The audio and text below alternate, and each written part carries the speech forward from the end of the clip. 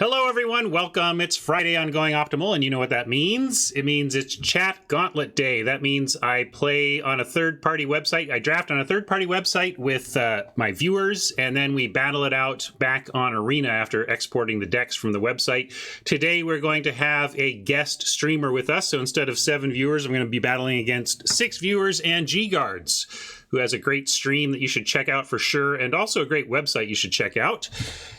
I'm going to link it here in chat. It's called mtgprimer.com. That's the website G-Guards maintains. Has a lot of great info for limited fanatics, including instants from given sets. You know, like your opponent's making a weird attack into you with black and green 2-mana open. What might they have? You can go to the instance tips and tricks, figure out exactly everything that could possibly be there in the format, you know, that kind of thing. Other resources, great resource, great streamer, great guy. Check out G-Guards.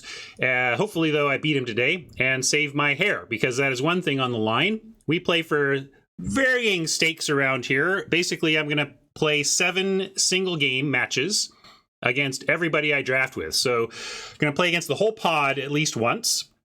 That means everybody who participates gets a chance to play on air. That's fun for the participants, and it's fun to see all the different decks everybody has drafted from the same pod. But what's on the line? If chat goes 4-3, they win the week. Good on chat. If they go 5-2, they get a small trip to the bling store. We go to the store here and get some bling. If they can get 6-1, we'll take a larger trip to the bling store. Maybe Mama gets that puppet she wants. I don't know. Maybe. We'll see. Anyway, then the dreaded 7-0. If chat and G-Guards can 7-0 me, I turn over control of the hair above my neck to chat. So hoping that doesn't happen. I've held it off so far. One of these weeks, one of these months, I'm going to be in trouble, though, I think. Hopefully not today. Hopefully not today. That's what I say every week. So far, it's been true. But that's always on the line, always makes it fun and a little tense for me. And we have a good time with this. It's really great to play against my awesome community. It's really great to find other streamers who want to join me for this and see the fun in this event. And now I'm going to take you over and show you the interface we use. And while I do, I'm going to thank my sponsor, CardKingdom.com, as well. Card Kingdom are purveyors of all the stuff you need for your physical game. I'll hop over to the left monitor here.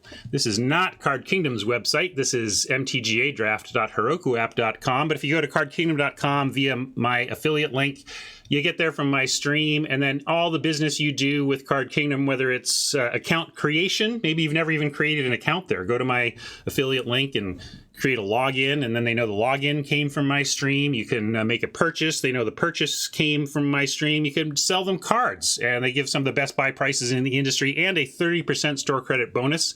I have a ton of store credit at Card Kingdom. I love sending stuff I don't really want, or, you know, the thing is, I sell stuff I don't really want because I'm in the secondary market as well, but I sell a lot to Card Kingdom because their buy prices are so good. So if you're looking to flip cards to cash or credit, you got to put Card Kingdom at least first in line in your assessment. And if you give them a chance to win your business, you're going to be really happy with the results over at cardkingdom.com. Now, here we are. This is for those of you here for the first time on a Heroku app, mtgadraft.herokuapp.com draft. It is a MTGA draft is really the app, so to speak, and Heroku app is the platform. And our friend Senryoku made this. This is a one-man show here, and if you want to support Senryoku's awesome work that helps us do this draft, you can buy him some coffee down there. But now our fearless leader, Skeptical Hat, is going to throw out a ready check, and if everybody's ready, we're going to dive in for some Zendikar drafting. I am ready. You all ready? Good luck, everybody. Good luck, Garrett.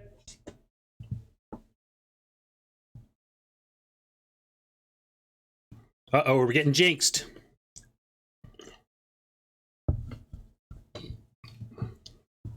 I'm sure he'll be ready presently. No worries.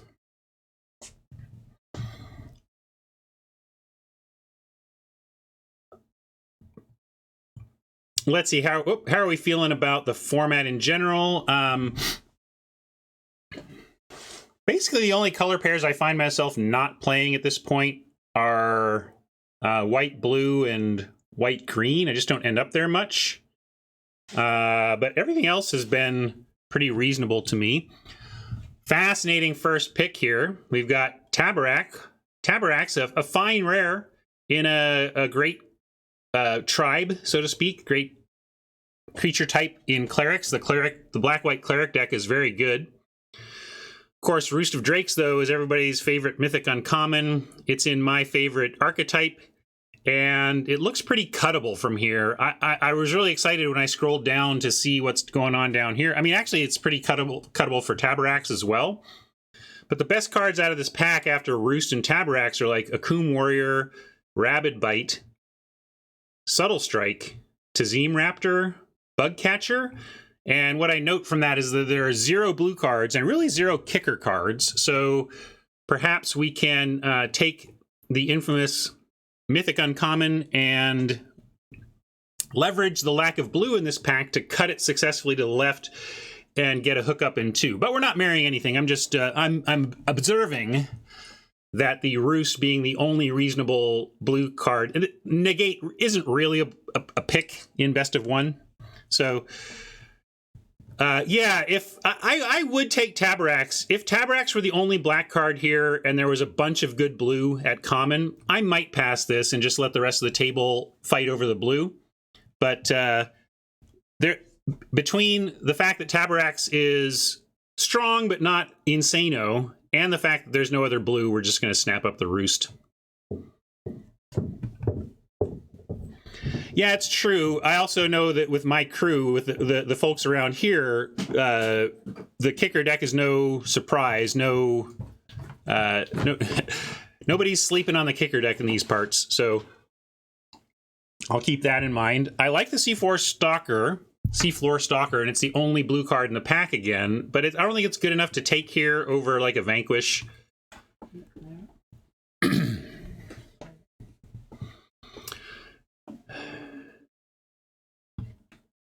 Dionysus, it's been this way for 12 years now. I think 12 years is how long it's been this way.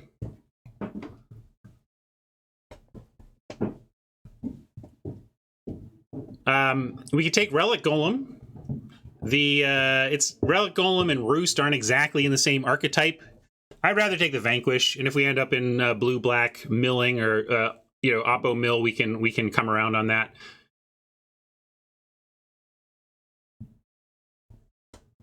I'm going to take the Vanquish, though. It seems like the best card here. Not even really close. Even though it's not amazing. It's not premium removal, but it's close. It's close to premium. At least it's instant. It's just, you really got to watch out when, like the difference between these, like if it's destroy target creature with CMC 3 or less, it would actually be less powerful because Power 3 gets more creatures than CMC 3.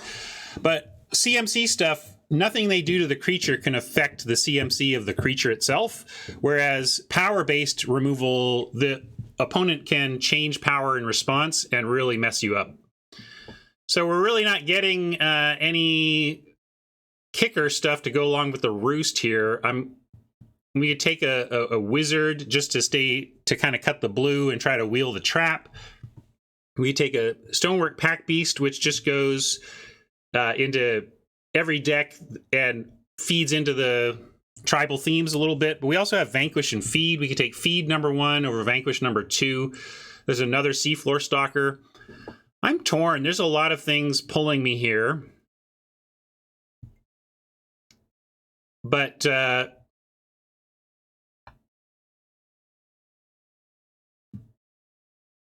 Tabaraks would have been better in hindsight. Not sure what you mean. I don't know if we have enough hindsight. Oh, you're talking about maybe your draft. Yeah, so I'm trying to figure out this one. Stonework, I think I just had to take black removal. I mean, we started with Vanquish. Feed. I think I'll take Feed #1 over Vanquish #2. But I'm also tempted by this Wizard. Just yeah, the Windrake Wizard, like the blue cut is real. We only passed a Stalker. We could take the Wizard and pass Stalker and Chilling Trap. And we probably do really help cut the blue. I know this is really tough. Follow up the black removal pick with another black removal pick, or continue a little bit more to try and play into the Roost. The Roost is so powerful that I'm willing to cut blue a little more to try and secure it. We'll see. And then we get a Lowell Mage's Familiar, saying maybe that we're on the right track, but also, you know, Expedition Skulker is here, Mind Carver is here. We had a really nice black-blue aggro tempo deck.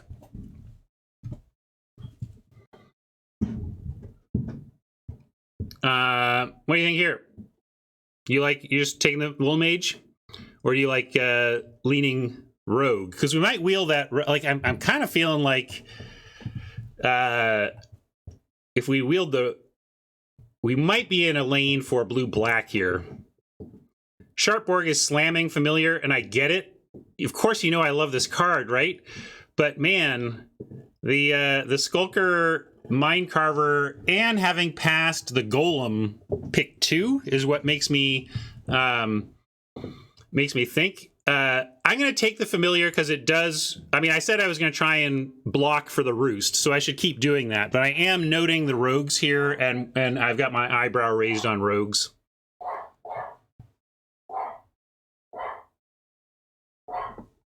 Oh yeah, is Hat talking? I have him muted on Gauntlet days. I don't know. Maybe Hat's talking.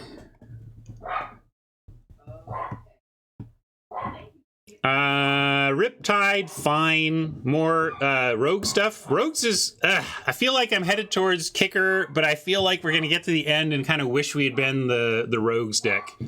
But we are kind of we're kind of doing it, so I'm going to keep doing it. But I'm really nervous about the Rogues deck we're passing.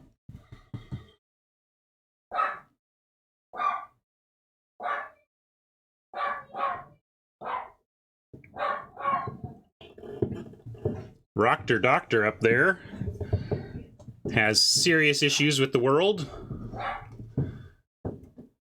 Cascade Seer. Blightblade is the pick here if we do end up in the green-blue deck.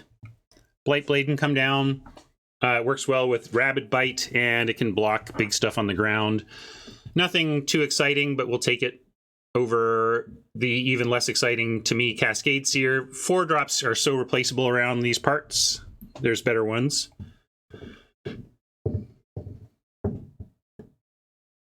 Yeah. Yep. So this is pick 7. We got a Blood Beckoning and a Vanquish still in the pack.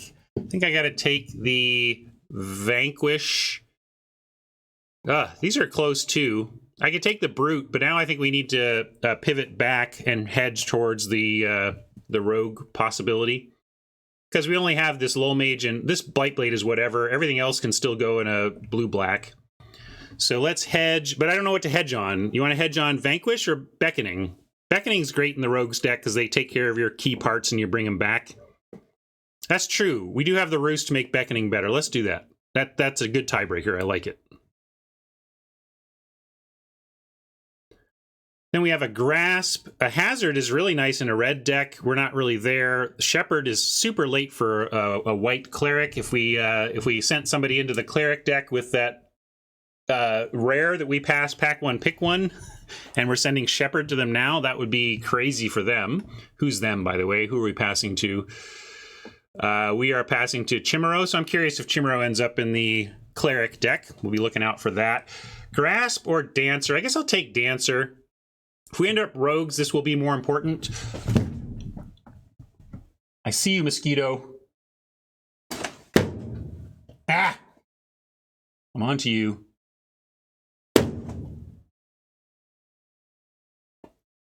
Yeah, we should take the Rogue. Well, cutting Glacial Grasp isn't really cutting blue to... I mean, it's true that it ends up in either deck, though. Yeah, I'll take the Rogue. If we end up Rogues, we really just want the Rogues. Here's our first pick. Come back around. Take a Dreadworm in case. Bugcatcher says red is pretty open, but I don't see pivoting to that now. Somebody's going to have a sicko red deck.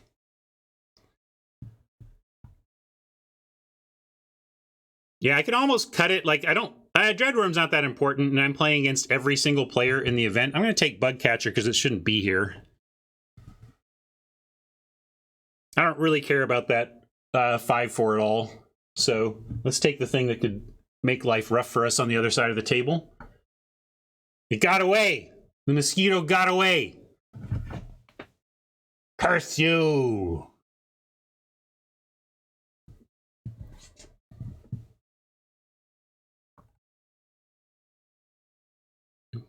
Yeah, Warriors is just right. Red Warriors seems wide open. I guess we're pivoting to Red Warriors now. I'm not taking Adventure Weights. I'm not taking Supplies. We're not. If we're taking a red card, this is the one. This looks like, so far, it looks like we have randomly opened a booster pack. I take Chilling Trap here. I think we take Chilling Trap and we might be red-blue at this point. You want Axe? I mean, I don't think we're that. I'm going to take the Axe. I guess we could take, yeah, like, all right. These two are the table really telling us something, and so as we can hedge with the Axe, sure. Chilling Trap is appealing to me too, though, if we manage to stick to the plan. But the table's kind of forcing us to red, isn't it? Interesting.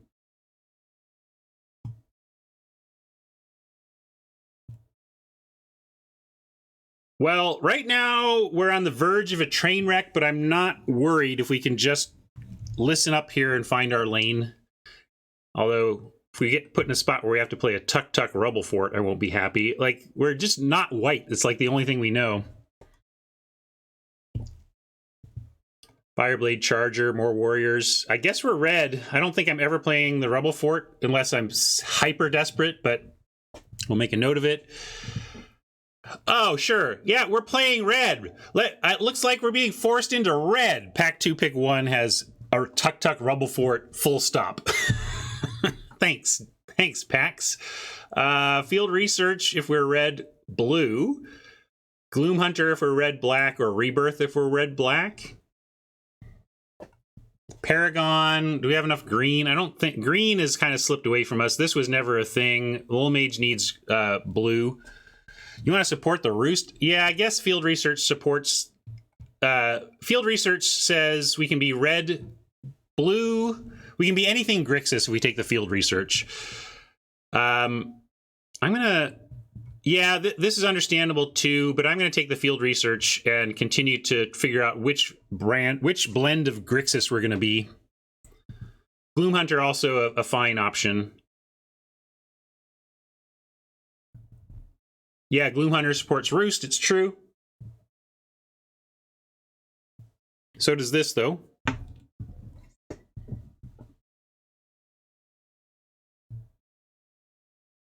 Super weird draft. Maybe we're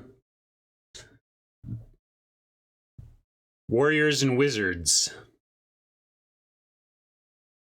And these packs have just seemed bad, though. Like here's our Rogue reward if we really want to hedge there, which we might. Again, I mean, we kind of picked up on red, but our red isn't like nutso. So I'm going to take Soaring Thought Thief and continue to be very confused.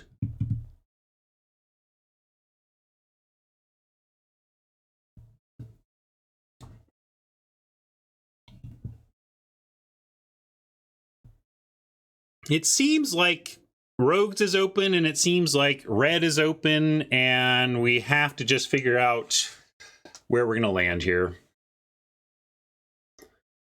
Right, it's like the red is open, but the packs haven't been there early here.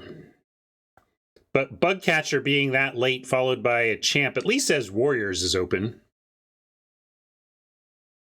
Zoff Consumption is fine in your black decks. Squid is fine in Tempo Blue, which it looks like we could be headed towards. If we are doing Rogues, we take the Sky Dancer, but I actually like a 2.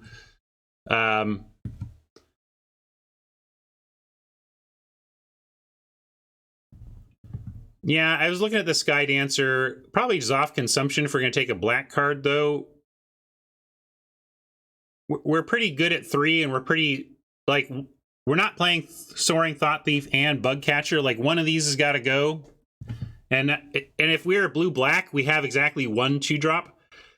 It does, Math, but I'm a curve fanatic, and right now, if we don't play red, we have no curve. We have a real bad curve, and blue-black tends to be very tempo aggro oriented, so I'm taking Squid.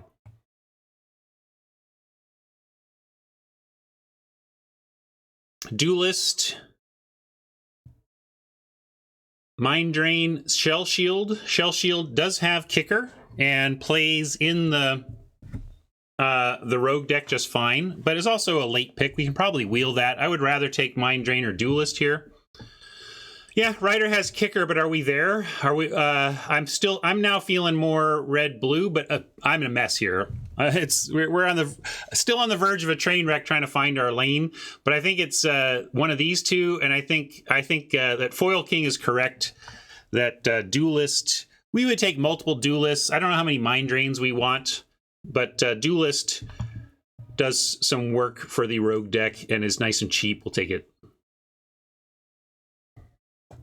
I'm keeping the red around, but I'm feeling like we're going to cut it soon, unless we get a huge signal here, which of course is me queuing up a really complicated huge signal. Like we're going to get, yeah, like a Rock Slide Sorcerer. There you go. Yeah, there you go. Perfect, perfect, perfect confusing signal.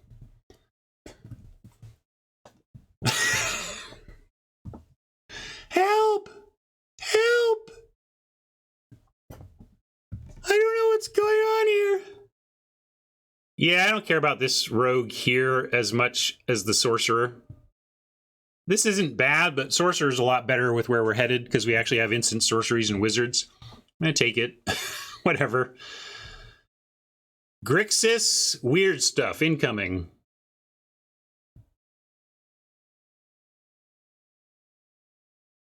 One, two, three.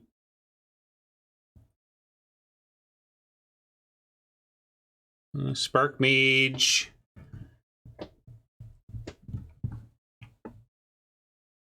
Yeah, take Spark Mage.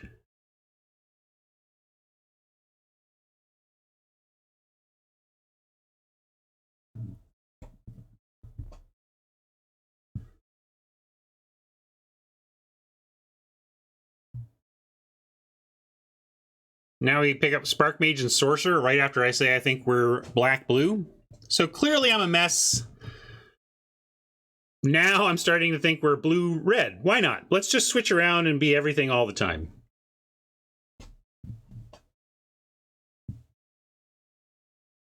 But it's all about, I mean, we went Sorcerer into Spark Mage. If there had been, not Vanquish, the allied, whatever, you know, the black common removal spell into something else black, we would be all fist pumping about black right now. So it really came down to those picks there.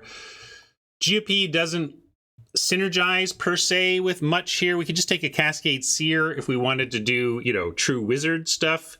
I bet we can't wheel this because we're pick 7. It's not really wheeling anything of here. So GOP or Seer.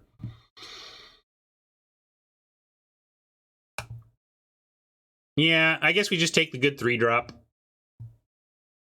We're not, especially if we're cutting the black.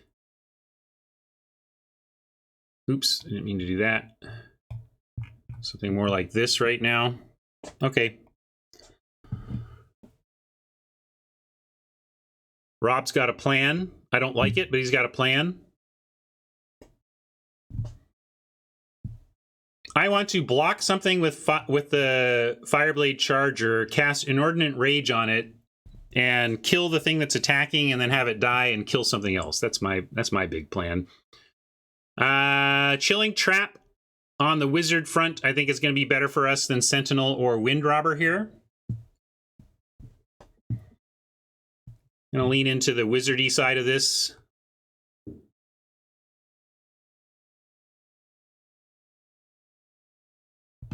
Yeah, Charger into Axe is nice.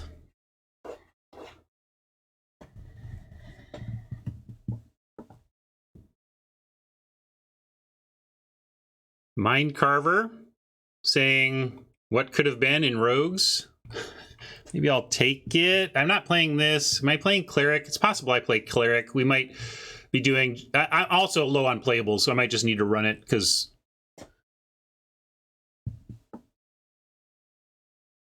Yeah, we'll just take the Cleric. Plunder coming around is nice, though. I think Chilling Trap is going to be even better for us, though. It's cheaper, it draws a card, it's interaction. Plunder is fine, but we also already have a field research, so we have some card draw already. So given all of those factors, I'm going with Chilling Trap number 2 over Plunder number 1.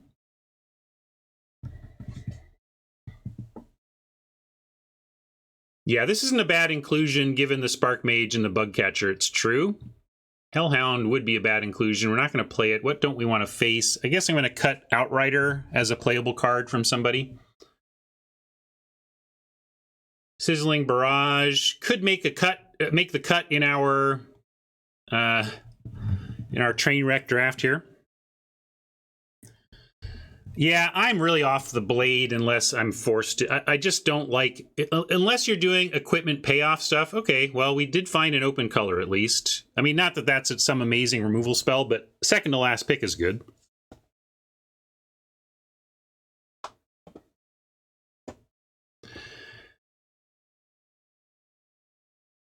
Well, we get a Cleansing Wildfire. If we pick up some more of those, we could splash a Vanquish and a Blood Beckoning.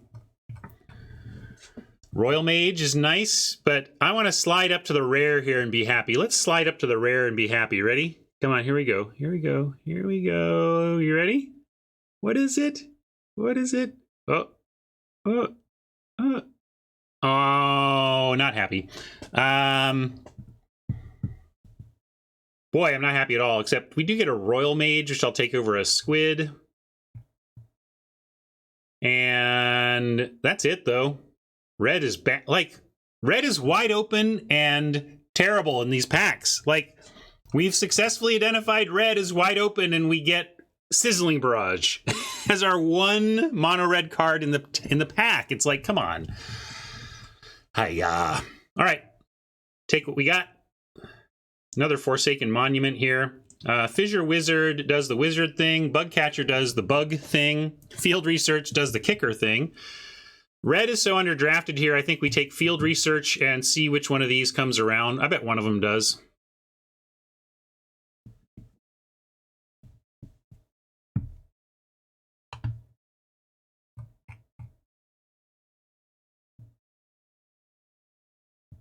D. One must visit the store before one worries about hair.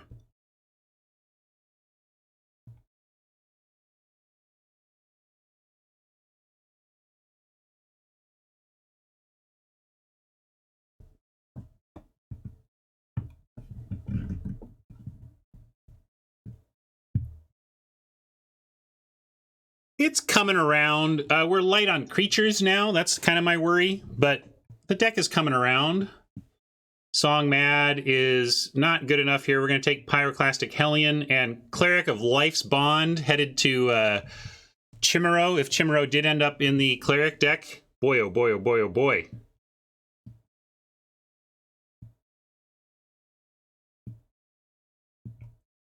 So we'll take Hellion and maybe get a shield on the way back. Thank you for the donation, Bricklops. I appreciate that. It's like, what's that sound? I don't get that sound a lot. It's a donation sound. Yeah, Cleric. What do you like over? Yeah, I suppose. I've been kind of unimpressed. Like, I can never find a spot for Song Mad, but you're right, it is a splan. But I'm going to take Hellion. You like it way over the Hellion. Yeah, as a first one, maybe I'm doing it wrong here, but it's just that I've come up on this so much. We'll get another splan, and then the Hellion will be awesome.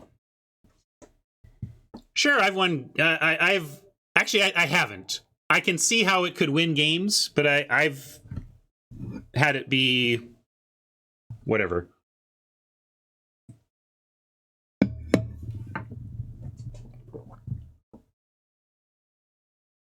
Am I reading the passing order wrong? Oh, yeah. Are we passing to Scott Martin? I thought it was like this. I didn't know how it wrapped. Let's see. Do it this way. So are we passing to... Okay, so we're passing to Cardlinger in the first pack? I'm not sure. Who are we passing to in the first pack is my question. Anyway, let's see what we got here. Oh, Boros is getting a hook up there. There's a bug catcher for us if we want it. I think we take bug catcher. I'll take warrior here. This is a spland I can get behind. Would like another bug catcher, but we're going to take this a really nice spell land here. But I'm saying we passed... I passed to G-Guards, so G-Guards is the one with the cleric. I'm wondering, so if I'm passing to G-Guards right now, then he's the one that might have the cleric hookup, huh? We'll send this one too. Yikes.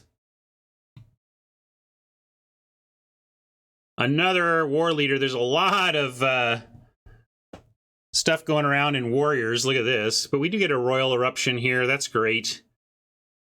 If I could, having read the table, just go back and force Boros, we'd be pretty sweet, but I'll happily snap up a royal eruption here.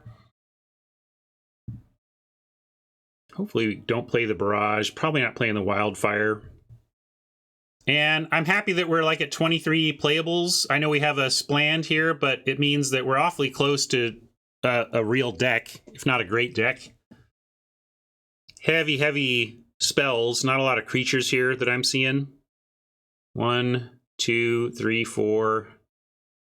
Oh, Geyser Mage is a friendly, lovely sight. And there's even this Spikefield Hazard. And I'm really scared of the... Although maybe we cut enough of the Rogues deck that it won't be that powerful, but the Rogues deck was here too. I think I really want the Hazard. This is a good card, but Geyser Mage gives us another thing to roost, and is a creature, which I was just saying we are a little low on. Yeah, we're not super warrior heavy, but I'm hoping we get a bug catcher on the wheel, and maybe another one coming up. We can still get some potential warriors incoming. Right now we've got, what, 3? Charger, Catcher, Champ, plus Akum. So we have 4-ish if you count the Akum, the 6-drop. If we pick up another couple warriors, I think we keep the axe. If we don't pick up any more warriors, then I think we cut it.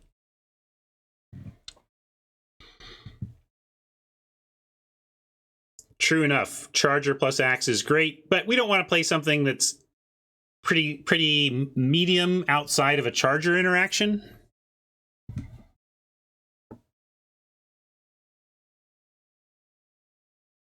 Table does not seem into the red. I bet we keep getting some... Wow. Wide open, everybody.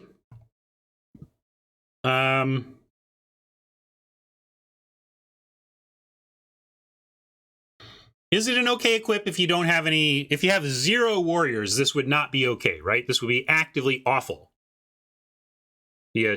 2-mana short sword that gives you 1 auto equip and a 2 equip. So like it's truly only good if you have warriors. Yeah, switch. I don't think that's happening now. Nobody's in the Boros Warriors deck. It's pretty clear. It feels like we're the only red drafter, but we'll take a Tormenting Voice and maybe play it.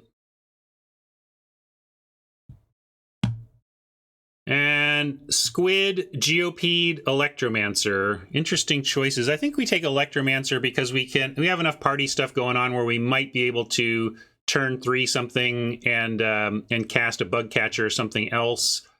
Wouldn't mind another Squid though.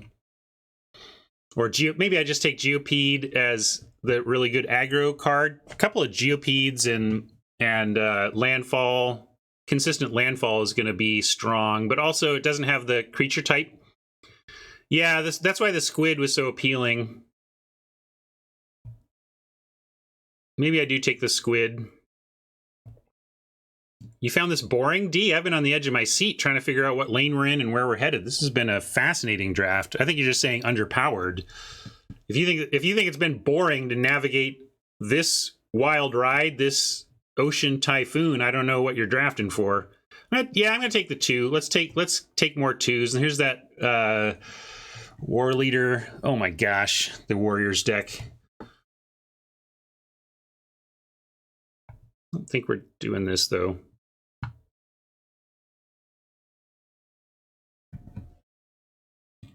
All right, we didn't get our bug catcher back, unfortunately, but we did get a fissure wizard. We'll take the wizard over the seer, although we're also low at 4. Maybe we're big enough at 2 now. I like the wizard too much. We're taking that.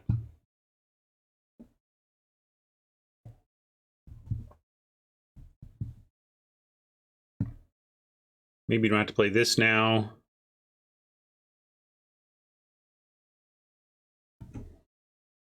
None of this matters. I'll take another one of these.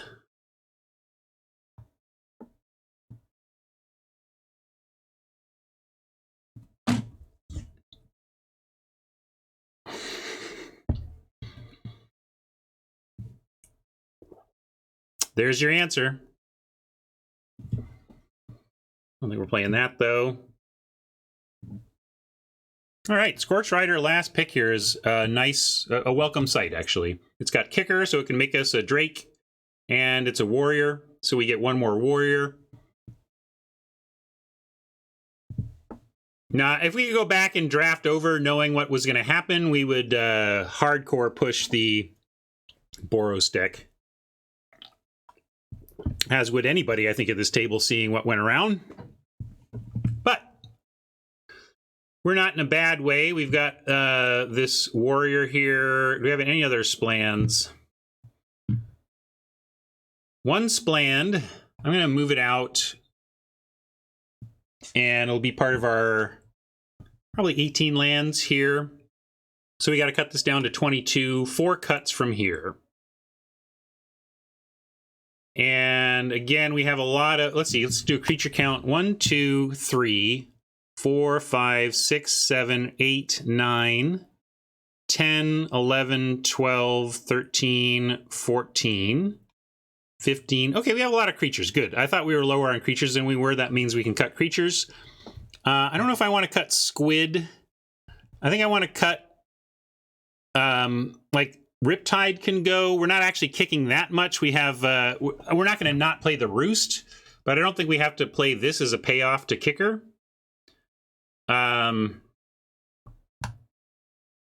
Duelist is an interesting cut. It does give us some action on the Thundering Spark Mage, though. I think I'm going to keep the Duelist in if I can.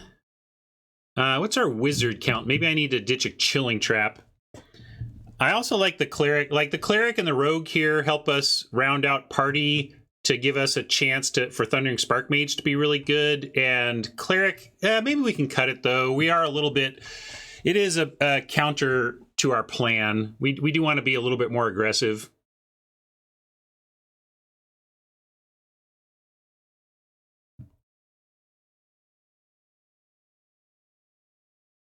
It is... And that's why I kind of want to keep the axe since we added another warrior. We're close here.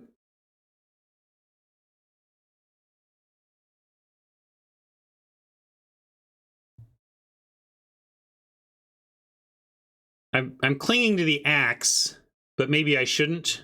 Maybe we cut the axe and I keep the rage. I think we probably only keep one of either the axe or the rage.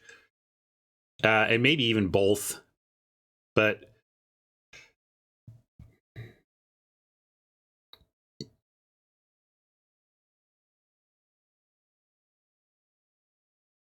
yeah, maybe we'll try the axe and cut the rage. 6 wizards. Thanks for the math on that. Maybe cut 1 Chilling Trap with only 6 wizards, and then add this back plus 17 lands. Yeah, I think this is fine.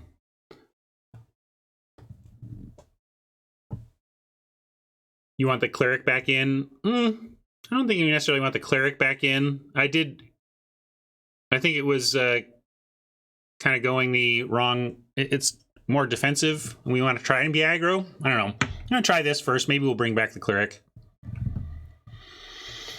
And I go 9 blue, 8 red, since we have a 9th red in the warrior land. And we're going to export this to MTGA and get ourselves to some deck building. Interesting draft. Apparently, D thinks not knowing exactly where you are and frantically trying to find your lane through 2 packs is boring drafting. Apparently, exciting drafting is when you first pick a mythic and then just settle into 2 colors immediately and draft simply and easily the rest of the way. Maybe just me. I just think you mean low powered, right, D? That you didn't see as many powerful cards as you think, as you normally expect. I don't know. It certainly wasn't boring. Yeah, we found our way to red. Did the best we could with our signal reading. And we have a reasonable deck. Have I ever tried Battle Box? I don't, tell me what you mean. Is that just like... Yeah, white-red was what was wide open, but we didn't see it until way too late.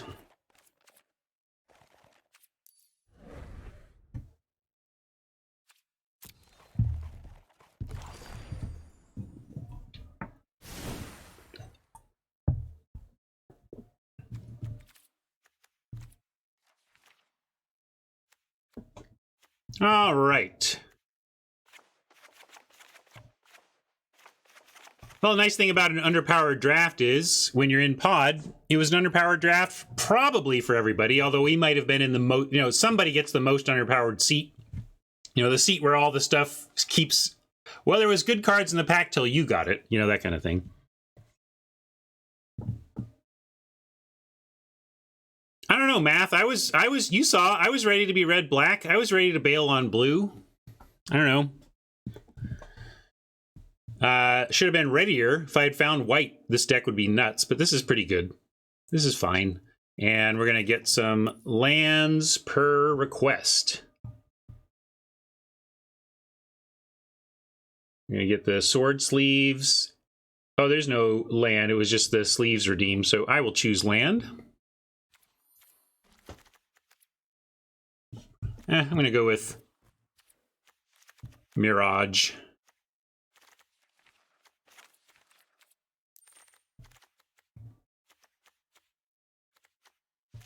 Yeah, it makes me want to, especially when we had that cut potential. I really felt like we were set up really nicely to cut blue. Just didn't work out. At least as well as we'd hope. Hard way drafting, ended up in Warriors, hard red. What's hard? Something hard and red.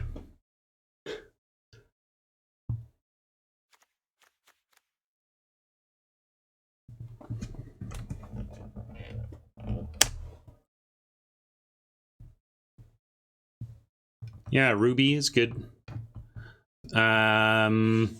Chasing rubies.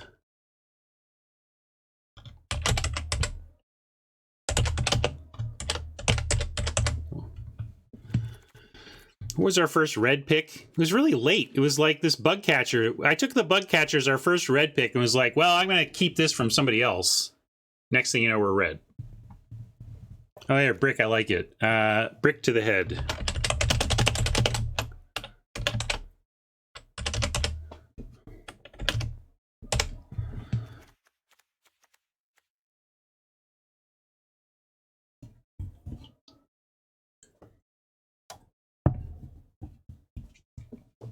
Okay. I'm in for this.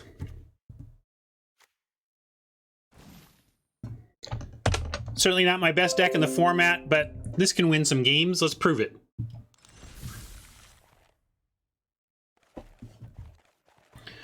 First up, let me check my list. Oh, of course, it's G-Guards.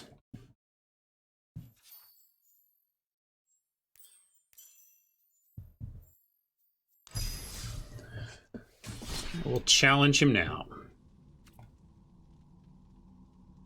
Relic Axe is just okay.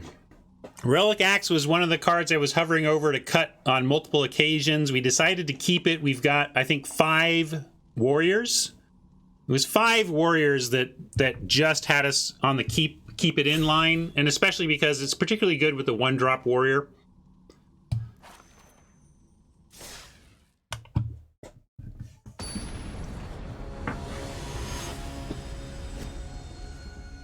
Hat, I would time you out, but I don't have to remod you.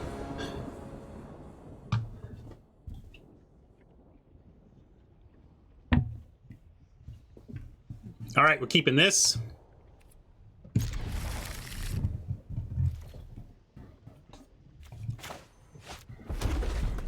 Gonna hold on to the warrior land. If we get a big flood headed our way, we'll be happy to have the warrior land. I'm gonna start out with the squid over the bug catcher because we don't know how much we're gonna landfall, and we got to get all of our landfall attacks in while we can.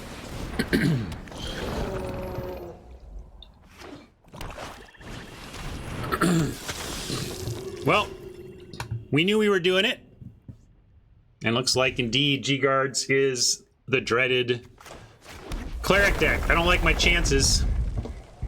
Honestly, we passed a sick cleric deck, so G-Guards is likely to be hooked up here.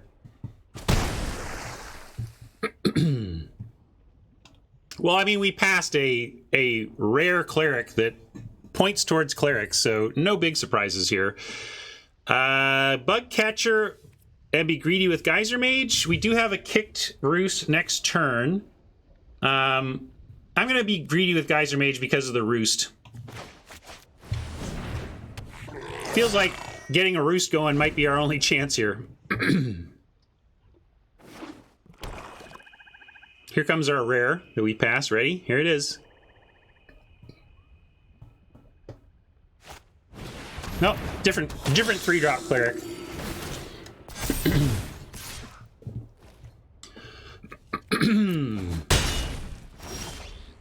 Do you want to look how I adjusted oh wait, I want to adjust gameplay. I didn't even go to the concede button. I'm so proud of myself. Okay, that's nice. We don't have any wizards yet, but it will be nice. We're gonna roost it up here. Although we can do that after combat, and of course we're going to offer a trade. We have to be aggro. I know we're not necessarily winning this race, but I don't know what else to do.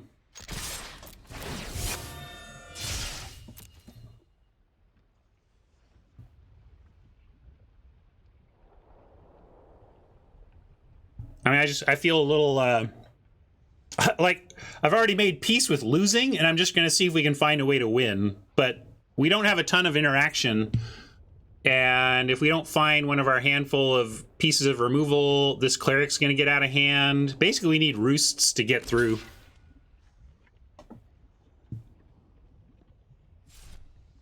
I'm not expecting... I'd be...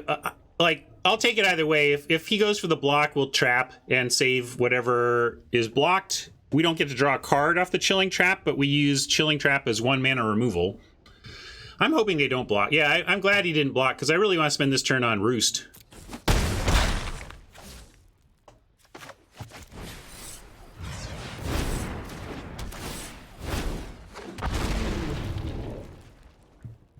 That's fair. If we don't find a land, we should play the warrior as a land.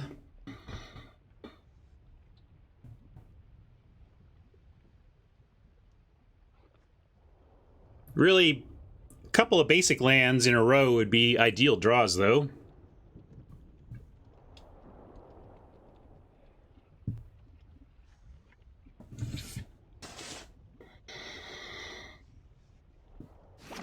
All right, here comes a cleric and a 4/4. Oh, hello. Well, that's great. And we did get our island. We could still play the warrior to, like, guarantee that Geyser Mage. However, if we find another basic on top, having that warrior as a spell to cast would be premium. So I think I'm going to be greedy again. I'm going to play this island. And now the scene is a lot different, with G-Guards having 4 open mana and 5 cards. So Yeah, the Hellion's in as well. So that is a way to get the warrior back. You're right. Too late for that now if you thought that was the right line. We do have this chilling trap. I feel like we might get blown out on an attack, but this squid is also losing its value. I'm going to hold the catcher back. I mean, it just runs into a cleric anyway. So we'll send these two and see what Garrett has for us. And like, I'm not even gonna. I could try and save the squid. I don't care. I'm gonna hold. The squid can trade here, and that'd be fine with me.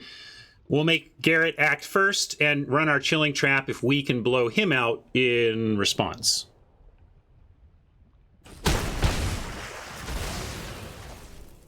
And unfortunately, this leaves us with no plays this turn if we're going to be greedy about Geyser Mage. But I really think we should. For one thing, it might reset the cleric.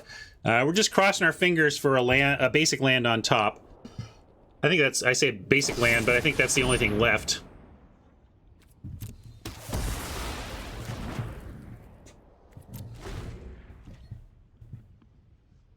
Yeah, it sounds like we passed a lot of the reanimate spells, so I just assume that G-Guards is heading towards reanimation via either the common kicker spell or the uncommon thwart spell.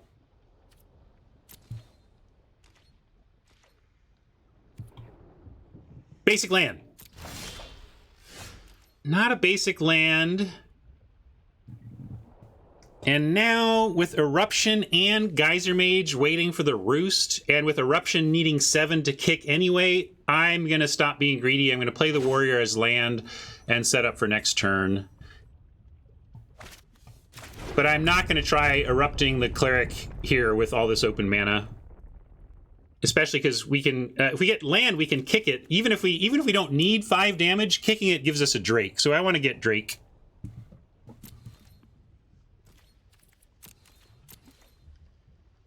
So yeah, in retrospect, if we could 2020 it, hindsight says play this last turn and then have the Geyser Mage this turn. But we went 1 turn of greed. It was a calculated risk that didn't pay off, but at least we made the calculation and made a reasoned decision. It wasn't just flailing.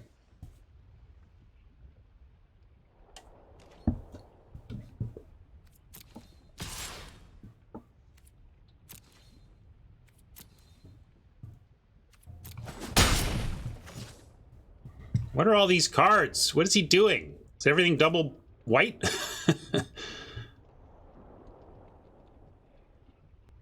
Do something, G-Guards! You're driving me crazy with your nothingness.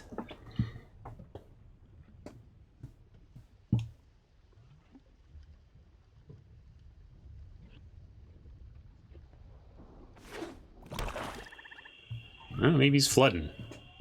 Yeah, binding. 4 bindings in hand. Well,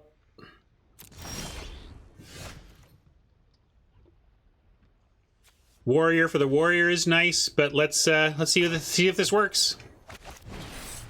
I mean, it's not like guards can't counter this. Guards could give the cleric protection. Even then.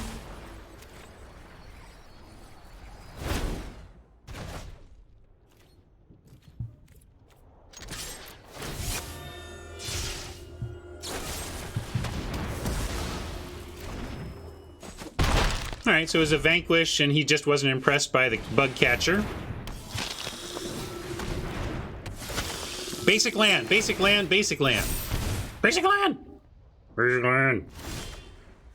Not a basic land, but we can go ahead and Royal Erupt and Champ here. No kick Royal Erupt so that we can Royal Mage it back next turn and get the life spawn dead. Although I do expect that basically Blight Priest and Cleric come back to G-Guards' hand next turn. One thing that explains a lot of mana, a lot of cards, and not doing anything is that he has Raise Dead effects. That's something that will stall someone out in that spot.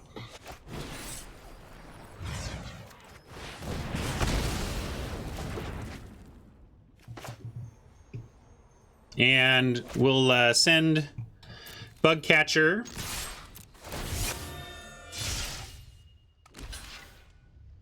And no no card value out of it, but we can still play the champ. So I'm going to take my 1 mana removal spell here. Sure.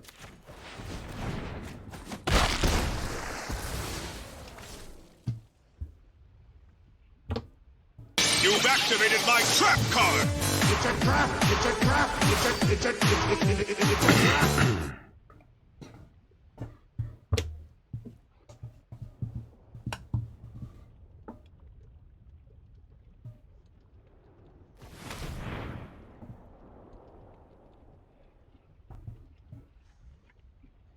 Yeah, also it powers up our Gabo.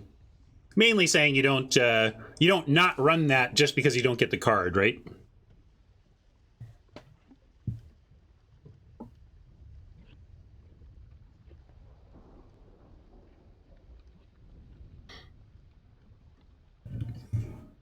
Hopefully this is G-Guards lamenting his 4 double white spells and impending death. But there you go, there's the return we were expecting, and now here comes another cleric? No? Not another cleric, but we get to kick Royal Mage, and we get the Royal Eruption back with the mana to kick it. So now it's going to be hard on G-Guards. So hopefully we take it from here, but we're going to start with an attack. Oh no, let's start with a kick so that we increase the bug catcher. Yeah, no, I mean next turn. Are we lethal? How do we get lethal here? We get 2 in the air, they chump on the ground, and we get, 3. I don't see how we do it this turn. It's lethal like next turn. Right, we get Royal back next turn. Oh, but we don't have, we have to kick it, that's 6. I don't know your plan. It's taking all our mana to get the burn spell back. Yeah, okay. There's not, but we're going to do this first so that we power up the bug catcher.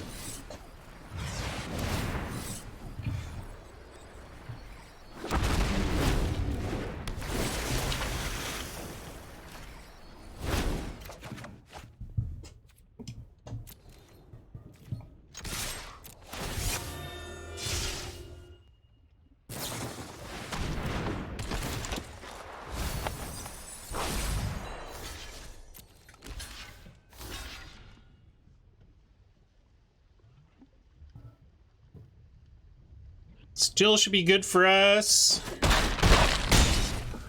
If Garrett has hand destruction and gets our Royal Eruption, that could do it. I'm going to play the Mountain because we know we want it to kick it, and if there is discard, no sense doing that.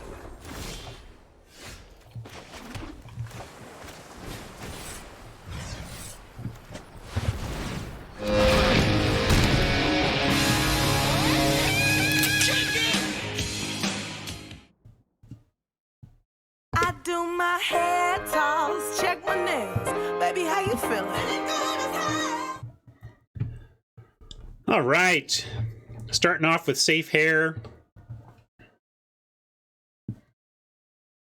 Beat the scary cleric deck we passed to Garrett.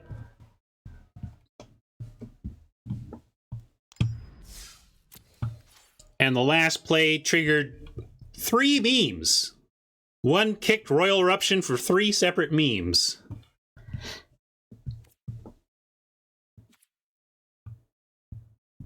Yeah, that was game 1, and we got there, and a good game, Garrett. Good luck with your upcoming matches, and now it's my turn with Mr. Grim Pac-Man.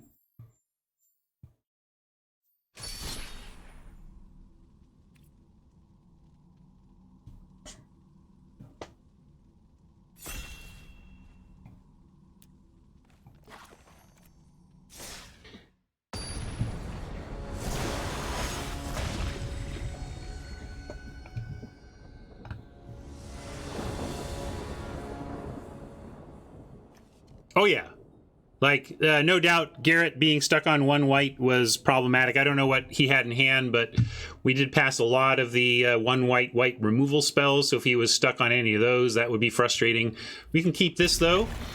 It's a little slow, and I'm going to go ahead and play out the war. Well, we do have field research coming. Never mind. I'm gonna be greedy here. We don't have, we might get run over here, but gonna be greedy and keep this. Hey, not gonna get run over. Maybe we'll run over them.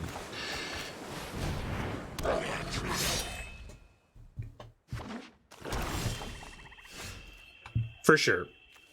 Oh, very unlucky. I mean, we've all been stuck on one color. Heck, we've all been stuck on no colors. At least he had one white. But yeah, magic is magic. It's very torturous sometimes.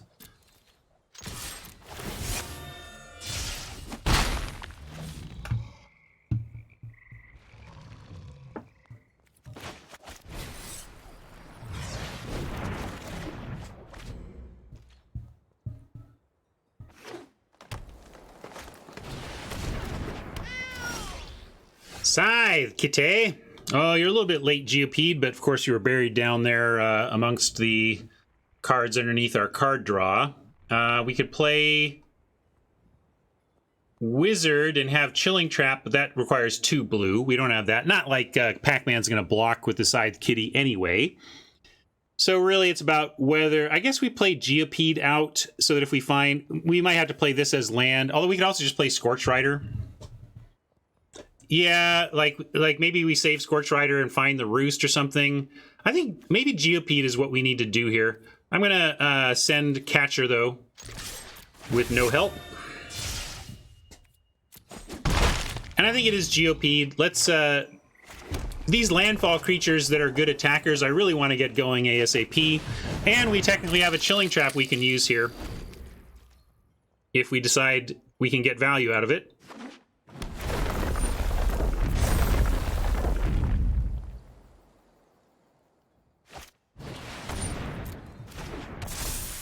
That's going to make it so we can't block anyway. That's fine. It just turns the race afterburners onto the race here.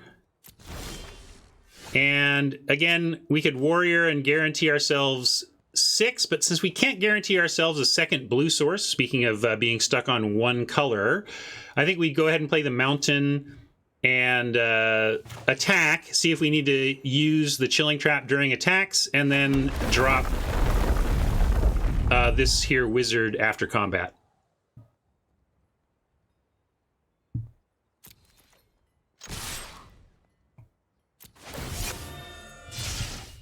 We can also, yeah, actually I'm going to use Chilling Trap and then just hard cast the Scorch Rider if they're going to give us this.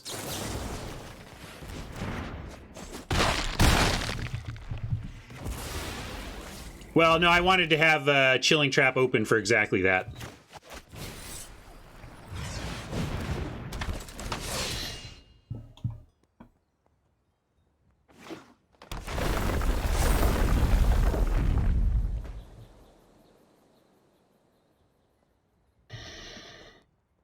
Island is the ideal draw here.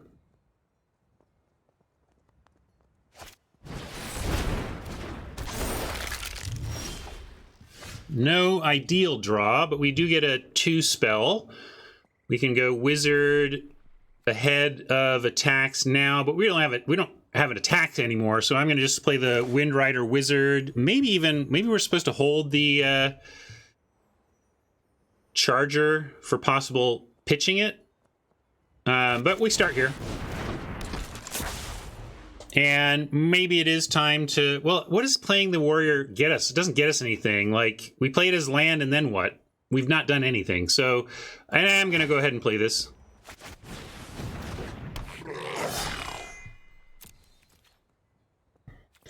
Can't send anything into the Skelly, though.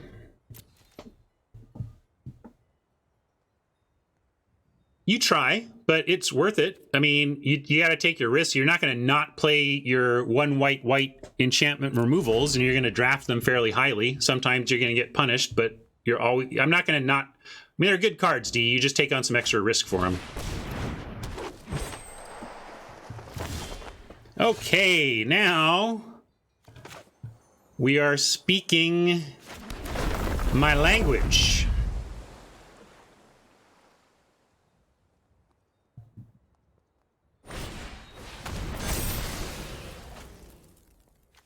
You can have it. Just go away, pit skeleton. Yeah, we'll loot. There you go. Get rid of that land.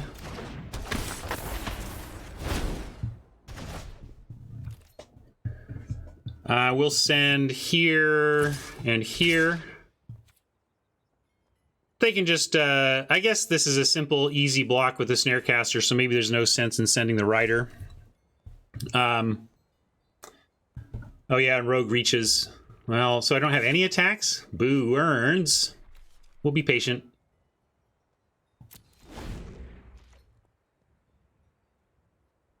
This will be able to attack, right? Not anymore. Well, I'm going to play the Warrior, and then maybe we'll draw a land, and we can Fissure Wizard it.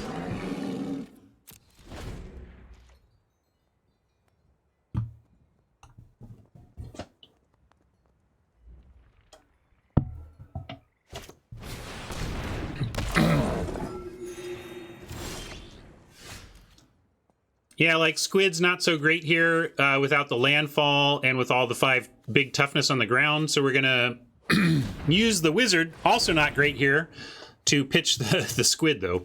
Find something better. I'll take this action. I mean, we want to kind of... Yeah, sure. Yeah. All right. That's real. We can throw this on our Fireblade Charger. We make it a 3 power, and if they block it, we kill anything they block. So I'm fine with that as a place to start with the axe. And then we can move it to the Warrior next turn, where it can attack through 5 toughness.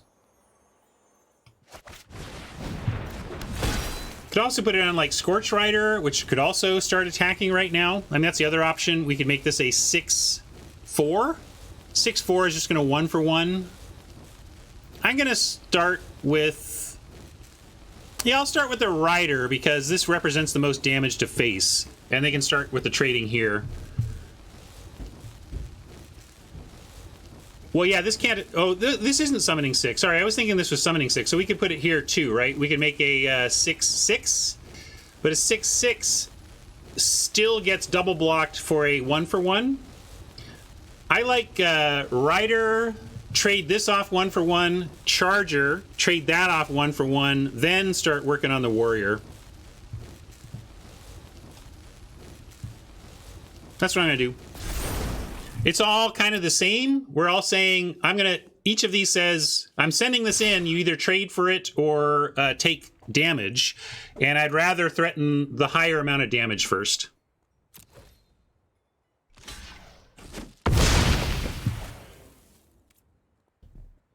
And we can even re-equip now onto the Charger. And then it's a good defender.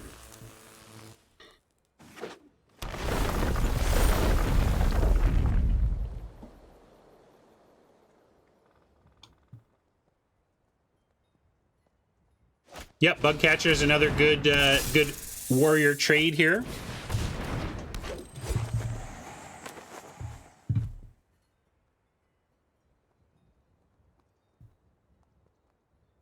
Could have killed the cat with 3 damage. You mean if we'd sent the Charger in instead? But then they would probably just take it. I mean, I think you're making assumptions about then how that turn plays out anyway. Still sending Charger.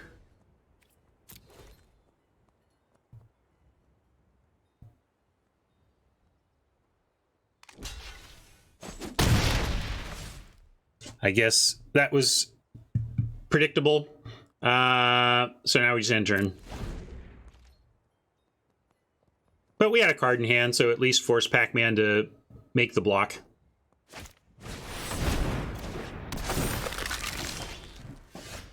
Do we have any big flyers? Or we kind of... I don't even know how we win now. And, of course, Untapped GG not showing my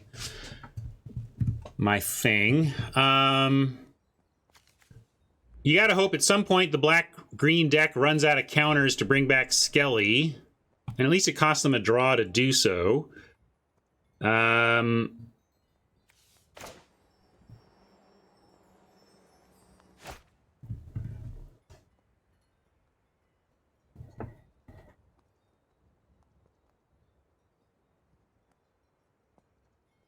Yeah, I don't know how to... We need to find removal for the 2/5. I guess we play... I'm going to play one land because we have kicker for 7.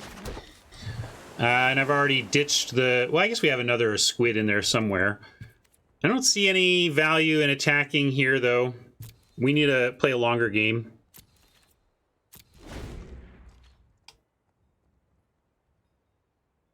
We got 18 cards in the library. We're looking for a roost to get some drakeage going, and then we need our Royal Eruption to kill the 2/5 and create a drake. So the specifics of exactly what we need to compete here are a tall order,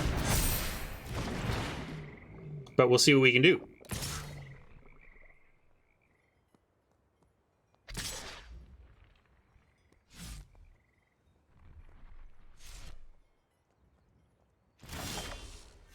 Okay, Spark Mage on 2 can pick... What if we go...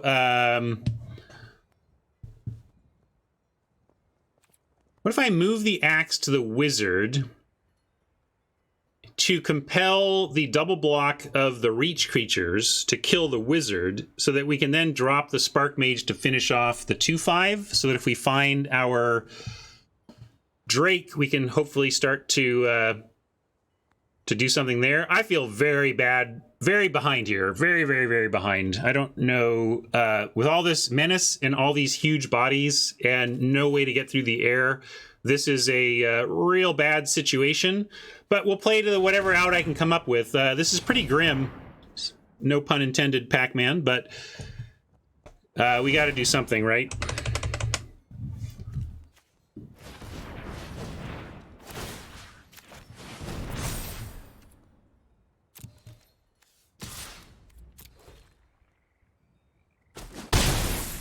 Yeah, that's it. Since they didn't go for that, let's go ahead and kill the menace. I think that's a good call.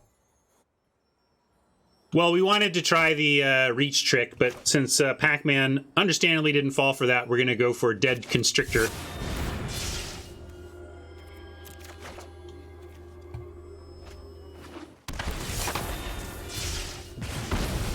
And this is decent, but we're up against 5/5, 6/5, 5/4, so this 4/5 just doesn't seem that impressive.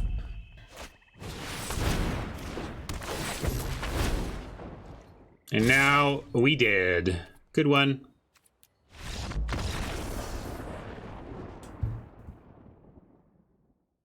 He's dead, sir. That man's dead back there. Must be dead. He was worse than dead. His brain is gone. Turns out Menace doesn't matter when I can't block anything but one anyway. Yeah, I was whatever about the lure mage when I saw it at first, but it's been legit game winning. It's a way to end a Magic game for sure. All right, Scott Martin is up next. Get the challenge going on, then I'll update the record.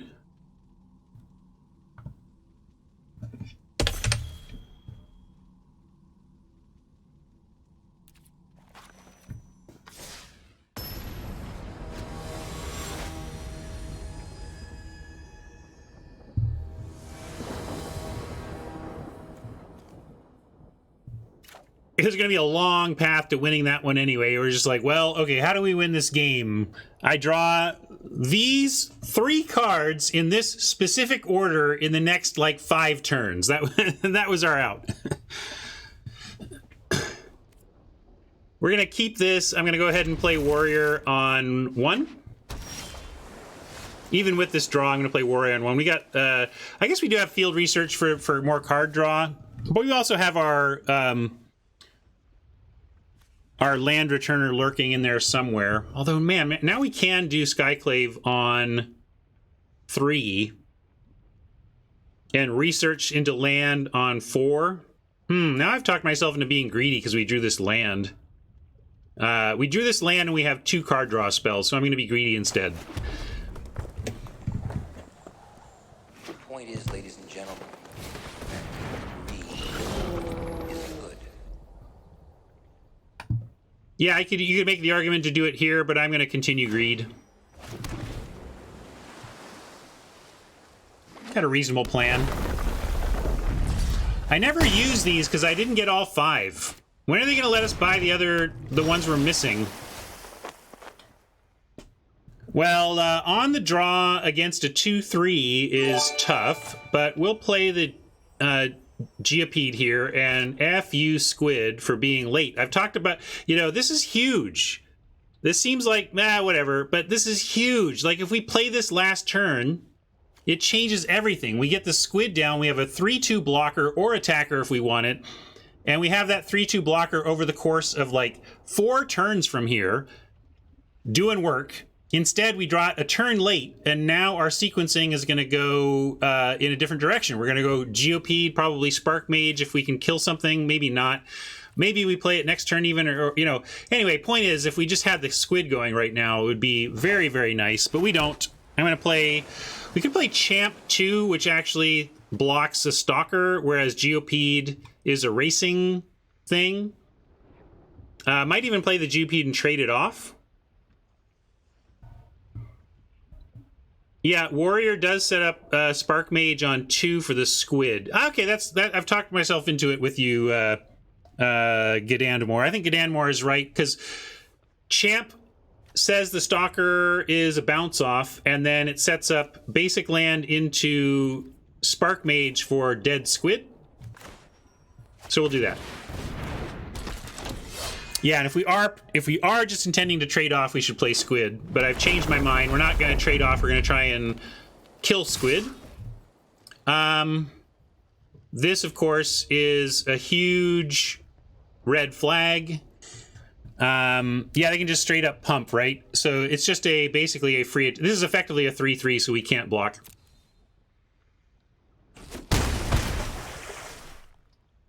We really need a basic land here. Okay, we found our basic land, and we have a new target as well. We were going to go for the Squid, but instead we get Spark Mage on the Diviner, and then decent defense here.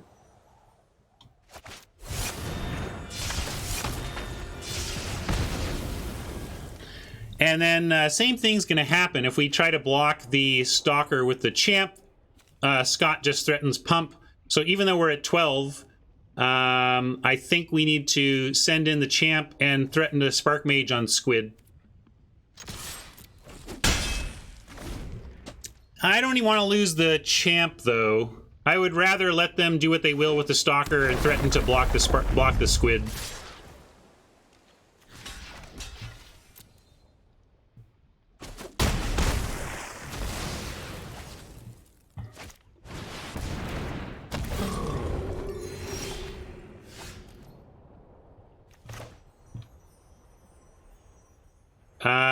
Now, field research into Squid, into possible double blocks. The other option is Squid Geopede, but I don't think we're going to double block with Geopede. This might find us a removal-based answer. I figure we get the Squid on the double block with the Champ. And with that... 3-2, yeah, I guess it's a 2-for-1, but I don't know what to do about that. We can't really block the Ascetic without it being a 2-for-1, but we could find, we might find 3 damage and use it on the Stalker or something. It could change our play, so I'm going to go ahead and, yeah, I'm going to research here.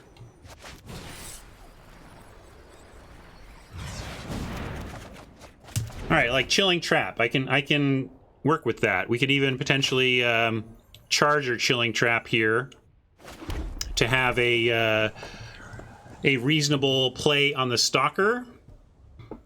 And also we could technically double block. We could also just do the Squid play, though. But what are we going to do about this Ascetic? Charger makes the Warrior 1-for-1 with the Ascetic. Only if they kill the Charger. That's the trouble. For those of you thinking we can throw Charger and Champ and... Oh, no, it increases the size. Never mind. It does increase the power there. Okay, so that's good. Yeah, let's do that. I forgot about the power pump. But I do want to call out, though, because a lot of people will do... Like, let's say this was just a 2-3, just to get you where my head was. Let's say this was a 2-3. and this dies and deals a point of damage, you cannot say, well, I'm going to put this 2 power and this 1 power on the ascetic. Then when the 1 power dies, I finish off the ascetic, because your opponent can put all the damage on the champ and not kill the charger. So while I was thinking that was 2 power, that's what I was worried about. And I at least wanted to explain that, because it's one of those corner case situations that a lot of new players miss and can really wreck you. If you think you've got your clever double block all sorted out, and then your opponent assigns damage in a way that really blows you out.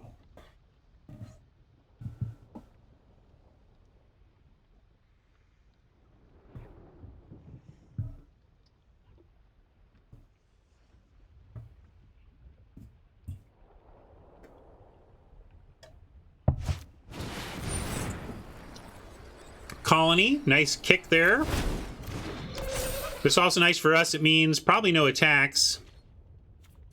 Also means we are telegraphing our chilling trap at this point, but I can live with that. I like Geopede's squid chilling trap up here.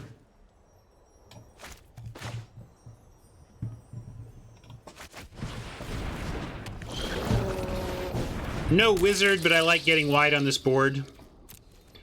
Warrior for more blocks is tempting, but it takes me off chilling trap, and I really like having this trap open.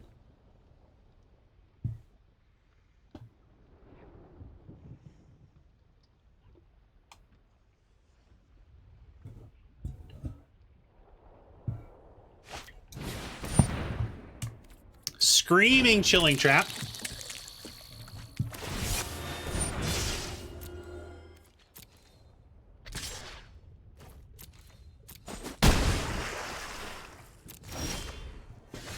All right, that's not bad, because we can kick the field research or just play the warrior. Although you see what Oppo's plan is now, it's just to pump Stalker until we're dead. So we do need to kick the field research to maximize our chance of finding a removal answer for this Stalker before we lose to it.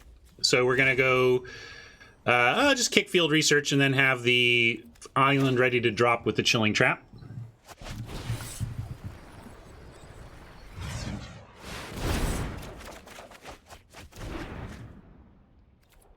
No answer yet, but, well, we got closer to an answer, we hope.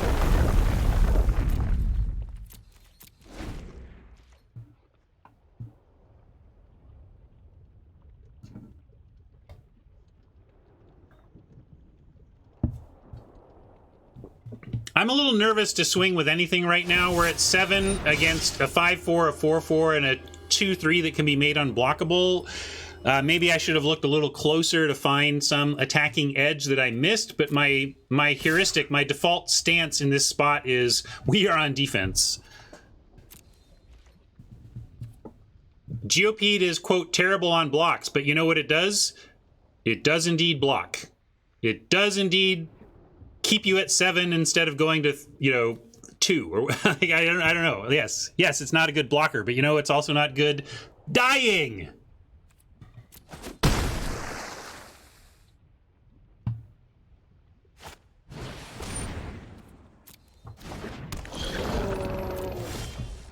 And look at that, we did it. I mean, it took kicking the research to dig deep enough to find removal to save our bacon.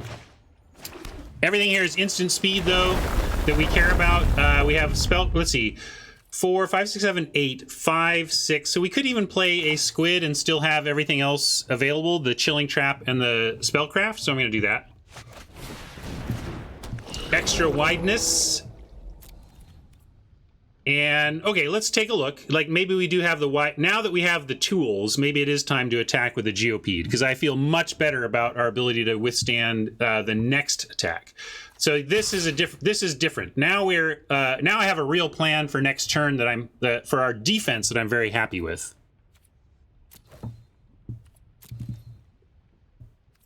Not 100% yay or nay on attacking with it last time. I didn't think it through fully, but again, I was just explaining my heuristic. Here, I did think it through more, and it was clearly correct to me.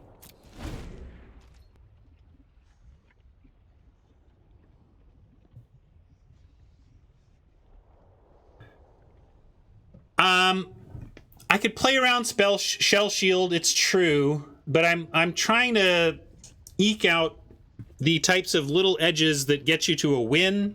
And yes, in doing so, maybe we're risking a loss. But I want Scott to invest in the Stalker and then take my chances.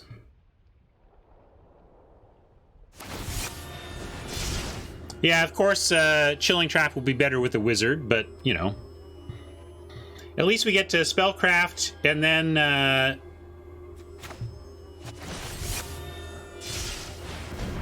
have Chilling Trap anyway. So here may be the shell. Okay, we got it. Excellent. Excellent.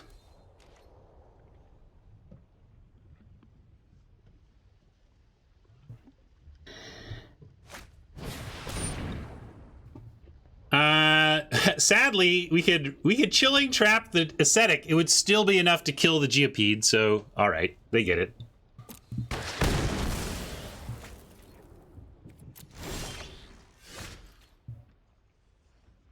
Oops. Warrior 4454 say these squids aren't doing anything anyway. We could send the champ with the Chilling Trap. That's not the worst, but maybe we find a wizard and then the Chilling Trap gets even better. I'm just gonna play the warrior and hold everything. No good attacks here. Just trying to hold this board.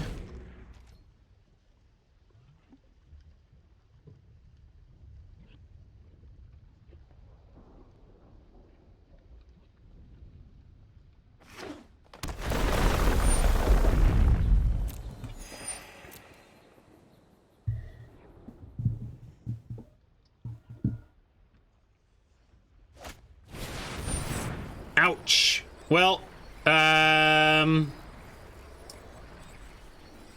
so we've lost both games to Taunting Arbor Mage? Okay. Yeah.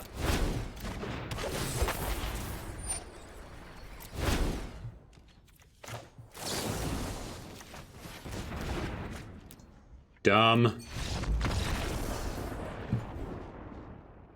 Is this a dead man, Doctor? Very dead, Mr. Spock.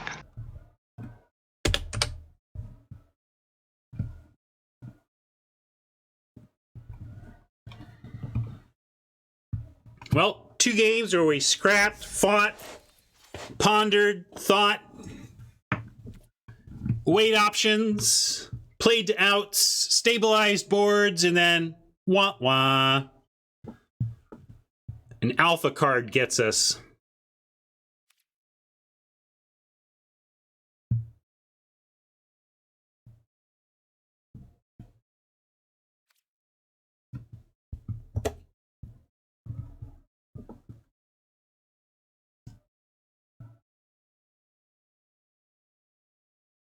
Jinx is up next. Good game, Scott. Go take on Pac-Man and run your Arbor Mages into each other, you jerks. Guys, just having a reasonable, good game of Magic, and Oppos have to go and spoil it with lure effects.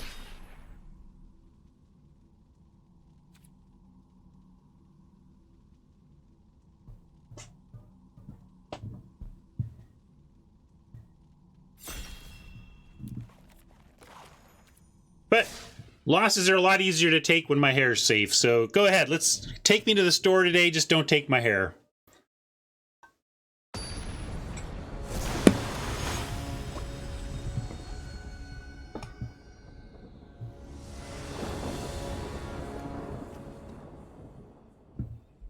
All right, looks good. On the play, finally.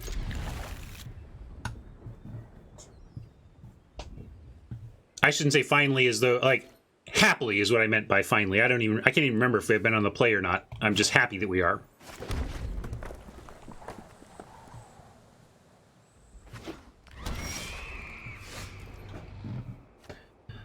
Let's go ahead and drop bug catcher, or so we can just go squid. Squid is as big as a bug catcher is going to be on the next attack anyway. Also saving if we can save our wizards for post sorcerer, that's ideal.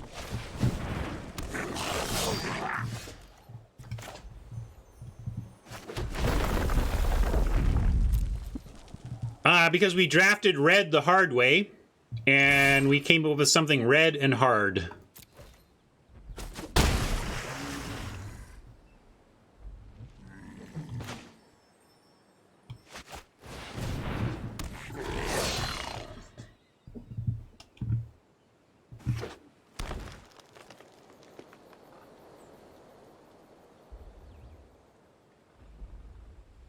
Closest I've been to a haircut is 2 and 5. Or the closest I've been to a haircut is 0 and 4. That's really, if you talk about closest, it's how many losses in a row have I started out with, and the answer is 4.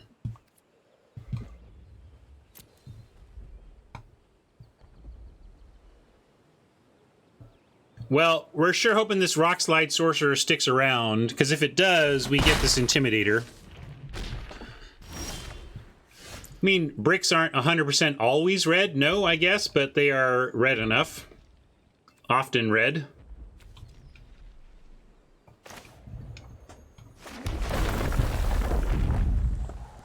And I can play this Sorcerer, and it will make the Bug Catcher a better attacker, but also will show that the Intimidator is under threat.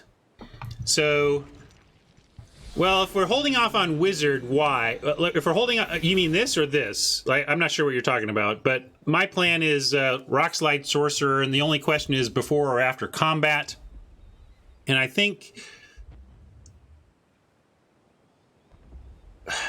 it's really interesting. I don't think Jinx Jinxes blocks. I don't think Jinx blocks, even if he sees the Sorcerer. And if he does, we're pretty okay with that anyway, right? I would be okay with trading Bug Catcher for Intimidator and having a Sorcerer on board. So I'm going to do it. It's close. It is very close, but I'm going with it.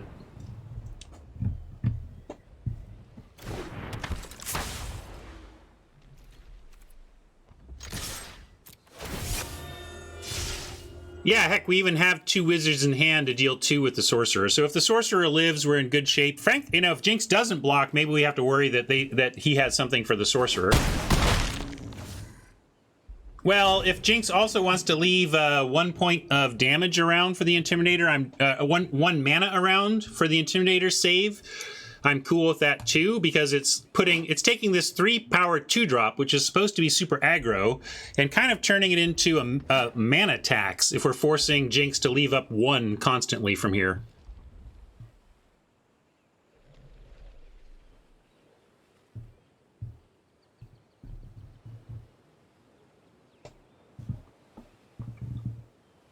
But yeah, we're just wondering if our Sorcerer lives, and if so, we're probably in good shape, and if not, this is going to be a battle.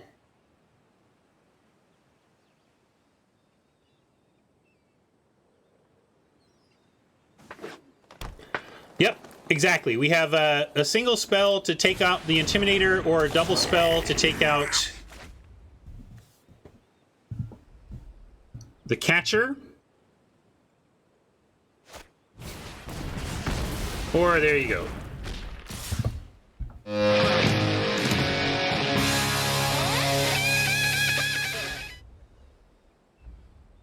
That was like the game-swinging difference there.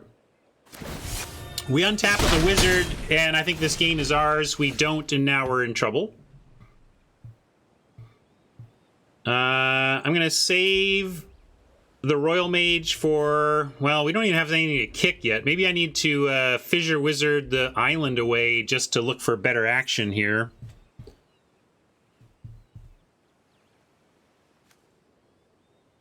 Maybe start there.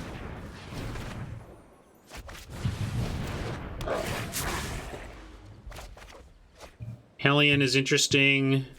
Squid will drop after combat. Bug Catcher is just going to trade with the Fissure Wizard, but we'll do the same back. Except cowards can't block warriors, and these are all warriors. I wonder if Jinx started in red, or whether Jinx also found that red was open like we did. Not really depressing. Feasibly race is actually tough in this spot, but I think it's all we've got. Can't even attack with a squid right now.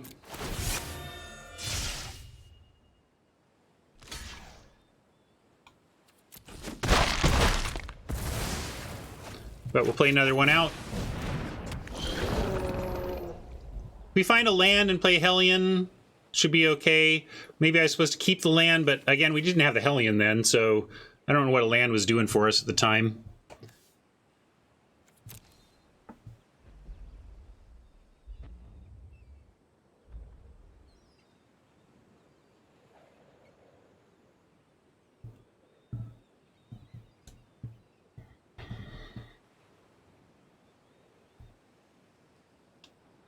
You can't make everything cowardice.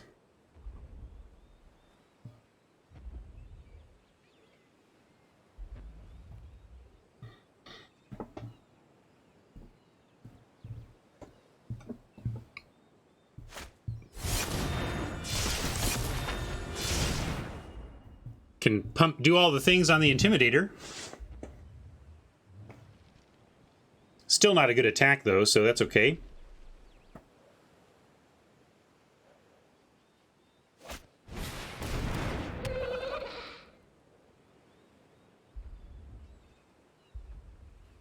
Interesting. Jinx is on being pretty aggro here as opposed to like saving to kick the colony.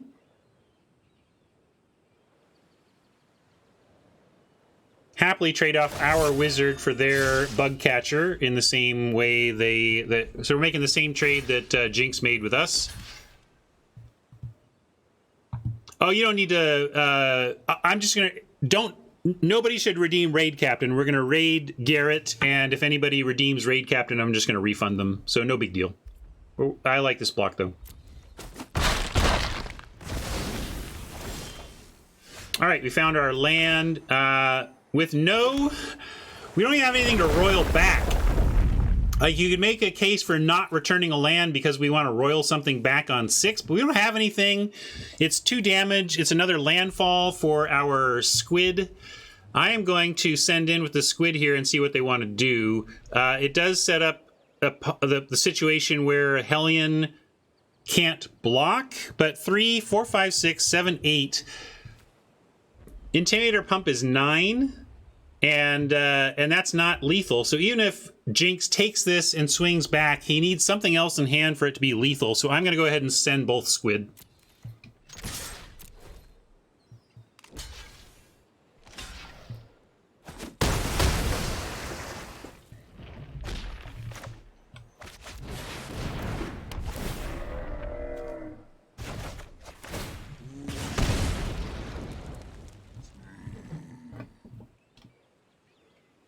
The race is on.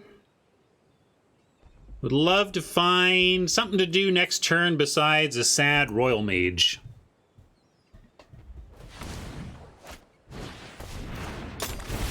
Let's see. What can we find?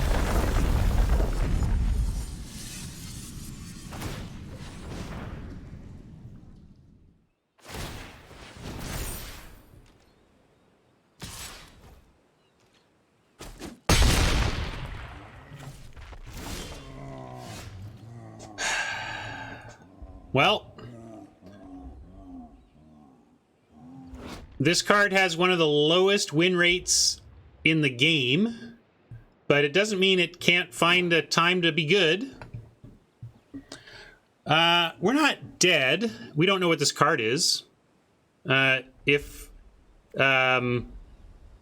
we keep both creatures back, we're not dead.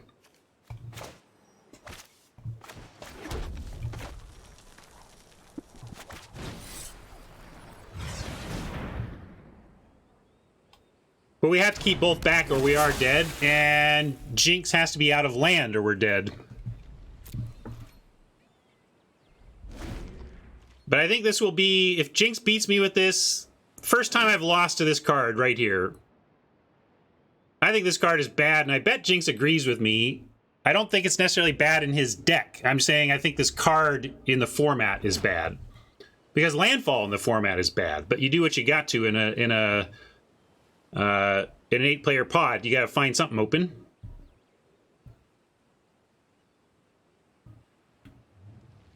And I'm talking about bad cards that are about to beat me too, so keep that in mind.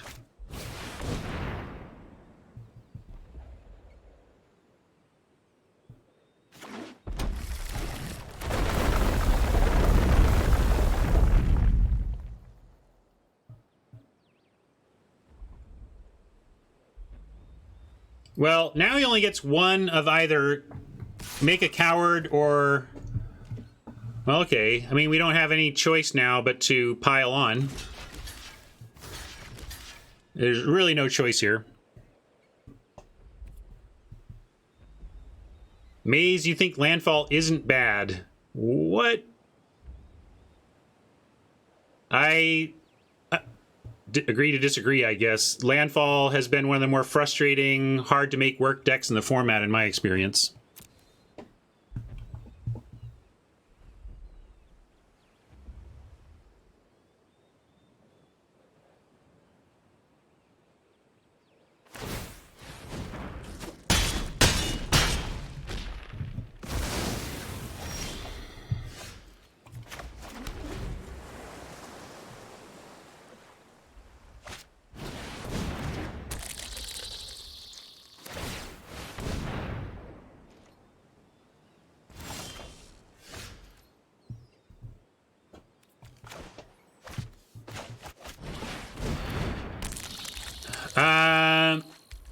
The trample is going to get us if he finds landfall. So unfortunately, we're in a spot where we're hoping that, like, hopefully Jinx finds action instead of land. It's a weird thing that landfall makes you root for, but I think we're dead.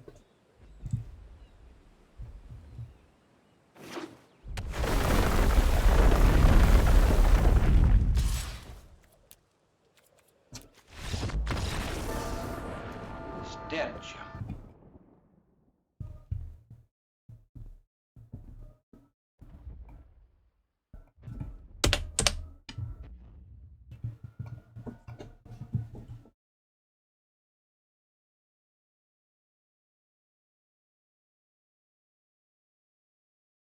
Well, I don't know. Go to 17 lands and tell me that landfall is good. Landfall is something you accept getting forced into sometimes, but it is not a good deck in the format. Come on. I end up there many times, but I don't like it.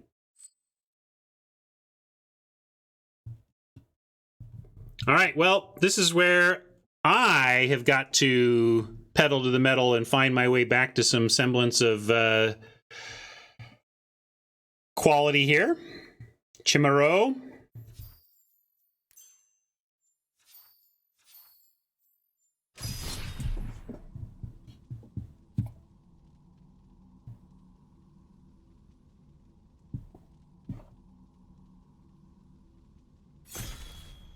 Obviously, what I mean by landfall is Gruul.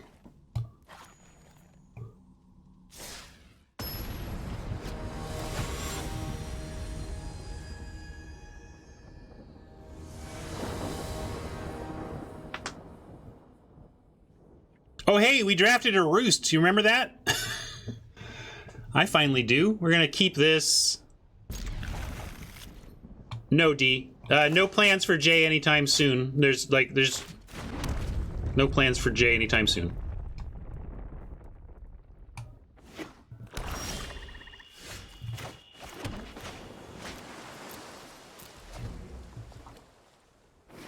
Want something to do besides research on 3. Does that count? Kind of. Not really. I don't really want to do that. I really want to kick my researches to make Roost Drakes, but This is probably too greedy.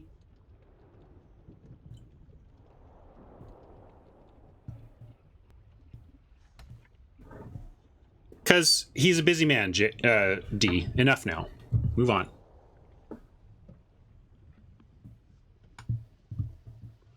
It gets the body and blocks T4. I mean... But we don't... That's not good. I'm going to... My only question is whether I field research now or I greed it up and wait. I'm gonna greed it up. Maybe this is doom, but whatever. I'm already on the downward trend here. I'm gonna be extra greedy and try to make my way back up. But not doing anything until turn 4 is rough. Your turn 4 being roost though isn't bad. And actually here I will do duelist because it represents enough to this blight priest coming down represents lifelink. It represents damage. You know. I'm gonna do this now.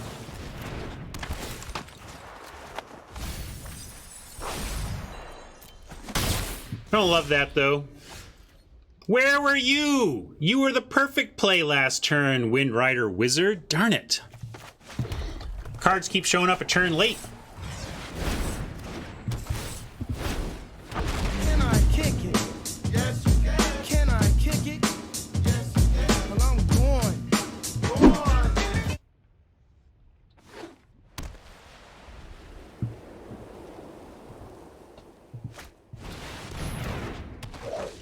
That's awesome. Obviously a problem here, but we are going to make a trade.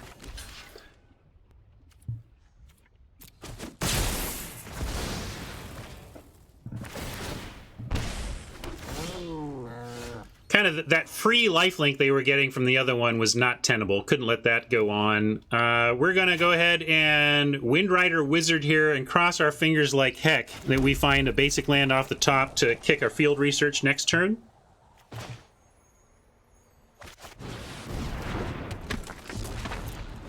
And I will throw this wizard in front of any 2 toughness attacker.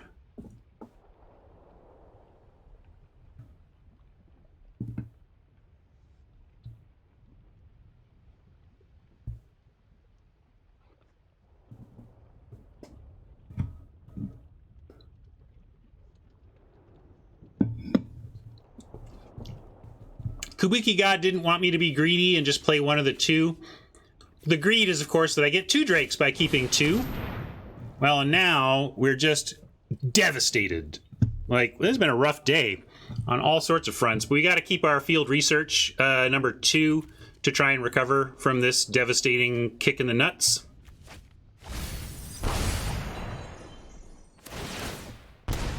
And they wield our Spark Mage, or not wield, milled our Spark Mage. Quite the turn there. We did find our land at least. So let's kick it. You thought we were kicking? I don't know. I'm not following you, math.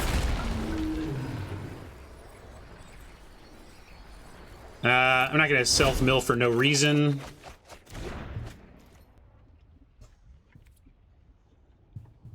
Oh, I get you. Little bit of lag. I forgot what I had just said. Yeah, let's send the wizard. Gotta win somehow. This is scary.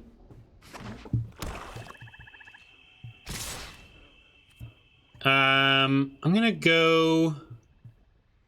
Can even go double block, and then now what you gonna do here? This is fine. If there's tricks here, I don't like that. But follow the out of the C8 banneret, this is fine. Yeah, Team Pump is fine here. One removal spell, less fine.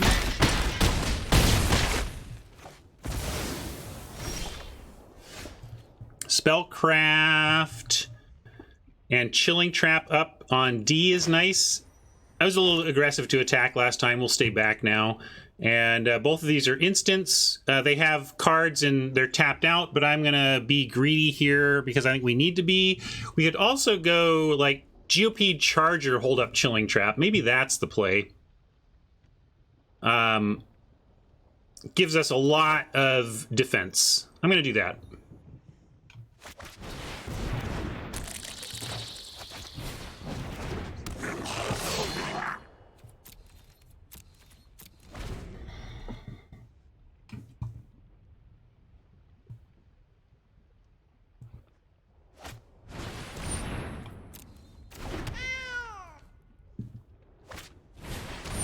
Cliff Clavin.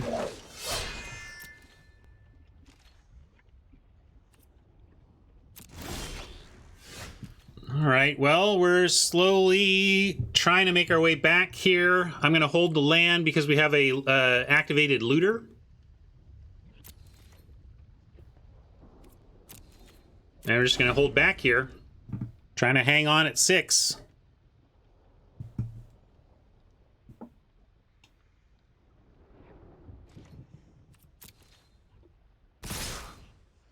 All right. What's going on, do you think? Want to leave the biggest thing through and just Chilling Trap that. Like, we have Spellcraft and Chilling Trap for the Sellsword and, like, the Healer. Or the Healer and the Marauder. So let's put...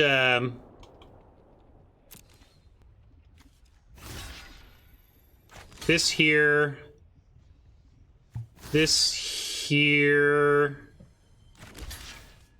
Yeah, we can't really beat it, or we might be able to beat it, but like I had to play like they don't have it in terms of choosing our blocks. This is all screaming unity, but we don't have much choice, gang. And that's +2/+1, right? So I'm going to be thinking about that as well. That means Charger can still take out the Sellsword. That means a Wizard on a Lynx would still kill it. So maybe I do this. And this. And then we have... Actually, maybe like this. Then I look to trap the Blight Priest. And I look to synchronize the Healer.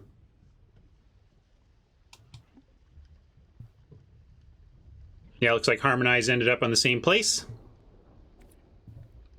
Okay, this is the best we got.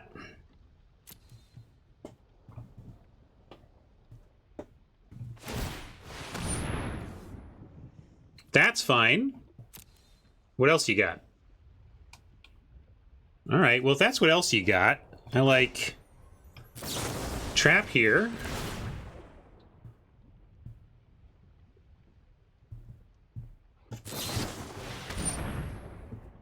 You've activated my trap card! And that's fine.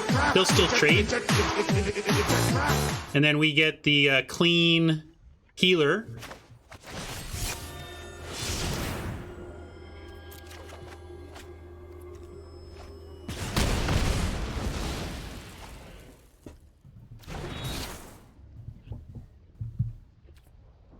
And this all trades.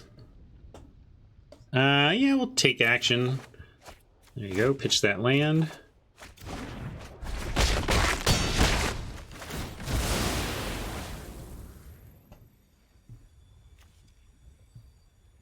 Oh, they accepted, they gave it protection from red, not blue. So we got our card and, interesting. Sure. Well, we had a complicated board, a lot less complicated now. And what are we getting back? We can get a Chilling Trap. We can get Field Research, probably just Field Research.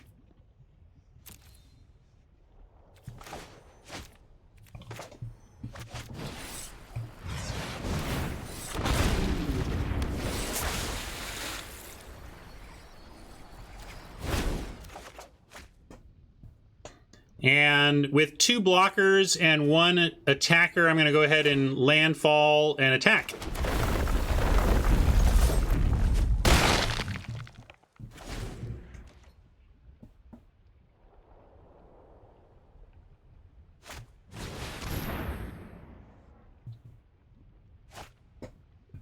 No, I want to get extra damage. We can start here, though.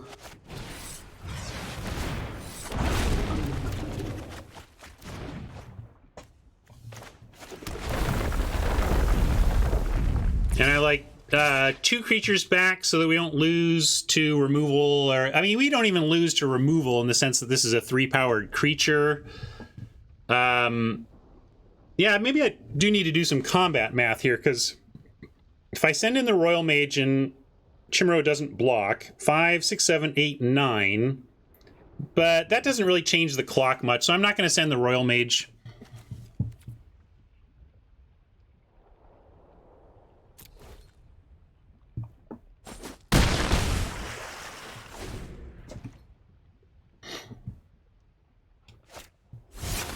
Shepherd of Heroes does something here. What do we got? Let's see. We get... Boom. So we're going to attack... If we attack 4, 5, and let's say that's blocked here and they take 1. This is blocked here and they take 0. So 1, and 2, 3, 4, 5, 6, 7. I think Kicked Warrior is just GG. Had to do the math, but it looks good to me.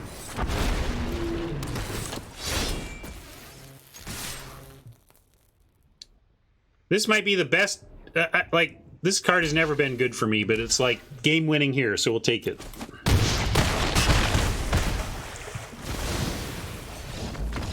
All right. From my 1-0 start to my 1-3 result, back to a little bit of respectability with a 2-3 here.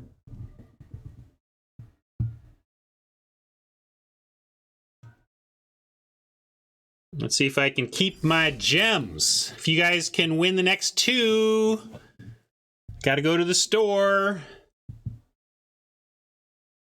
I'm going to get one of these, though, and save my money.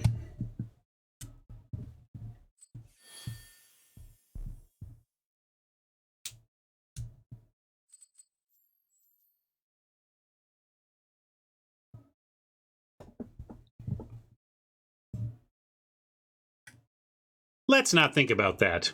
All right, it's Radiantware's time.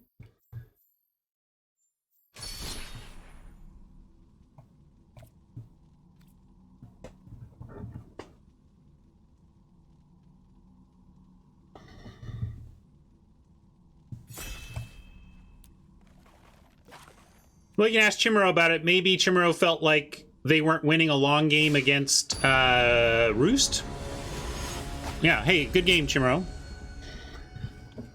We were all kind of expecting a mass pump spell from that big attack you made, and D was wondering if that was too aggressive an attack. What were you thinking on the attack where our boards traded off a ton? Were you thinking you were behind there and needed to get aggro to pull it out? I was surprised when there wasn't a pump that wrecked our board, but I was pretty happy. We're gonna keep this and Warriors land. Yeah, so there you go. That's what I was saying, D. It seemed like a play where when someone's looking at a Roost, they feel like they have only a certain amount of time before it's not going to work out. With 2 4s and a 5, I'm still going to go ahead and play this as land.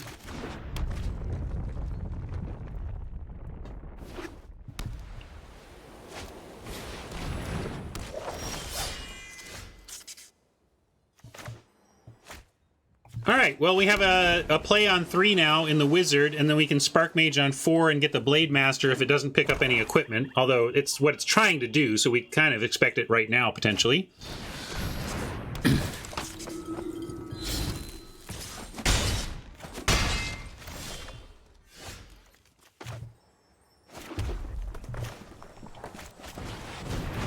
Yeah, a lot of white-black. 3 white-black decks? Well, that's why red was so wide open, huh? Although we thought white was open too. It was just, really it was Warriors was open, right? There was a lot of obvious white-red power going around, but not necessarily white. So I guess that's what was happening.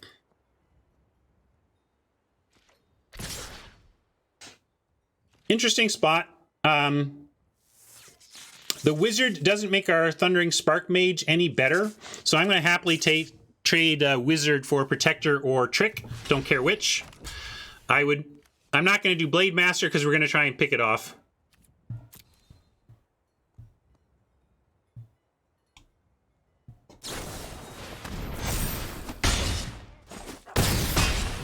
Big smack, but that's okay.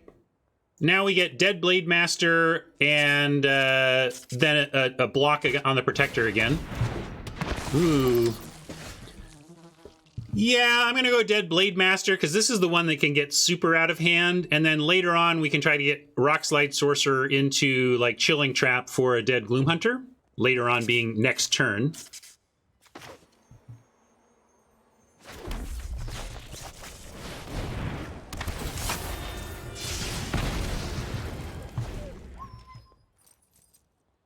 Uh-oh.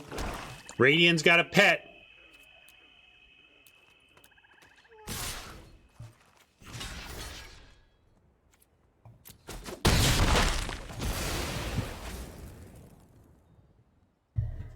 Snapping off that trade if we can get it. We're trying to win an attrition battle here, and it's looking pretty good for us. And if we can just withstand, which we really should be able to do here, Rockslide Sorcerer with Chilling Trap open is going to be a dead Gloom Hunter, almost no matter what. I'm going to do it their upkeep, though. So what I'm going to do here is Sorcerer with the Trap. We're going to shrink the Raptor on Radian's upkeep and kill the Gloom Hunter. And draw a card.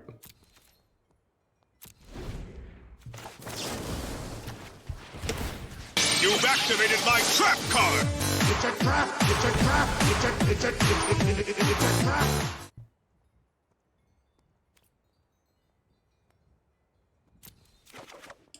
Oh, Hat has redeemed Get Emotional. Let's see. Get Emotional. Mark as complete or reject. Mark as complete or reject.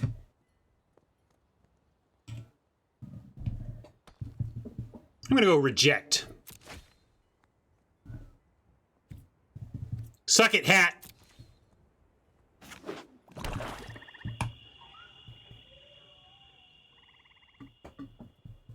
No annoying doggies for you or anybody.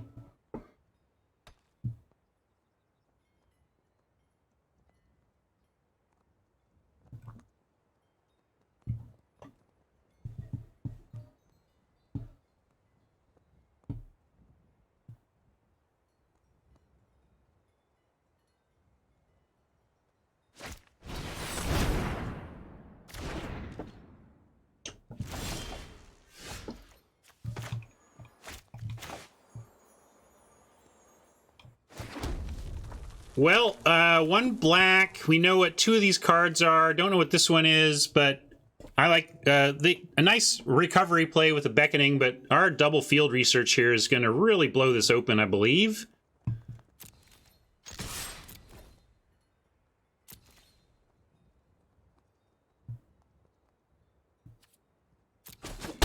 Do we even need to kill it, though? I kind of just want the extra cards.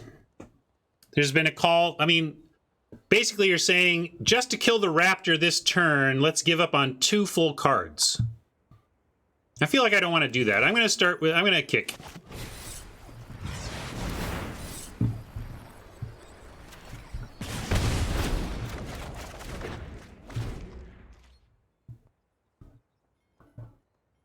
Watch Raptor kill us now.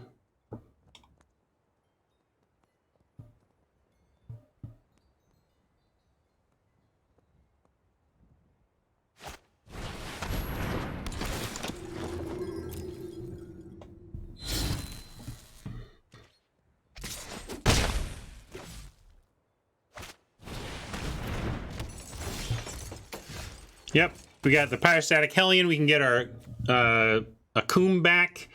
We're going to kill this Pack Beast by bouncing the Tazim Raptor, though, I think is how I'm going to go with that one.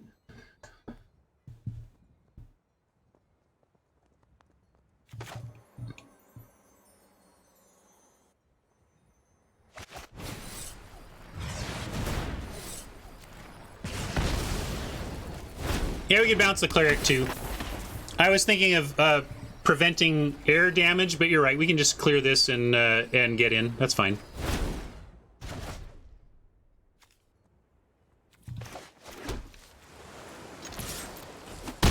I know we got landfall and everything, but we have more cards to draw, so I'm not going to skip land drops here.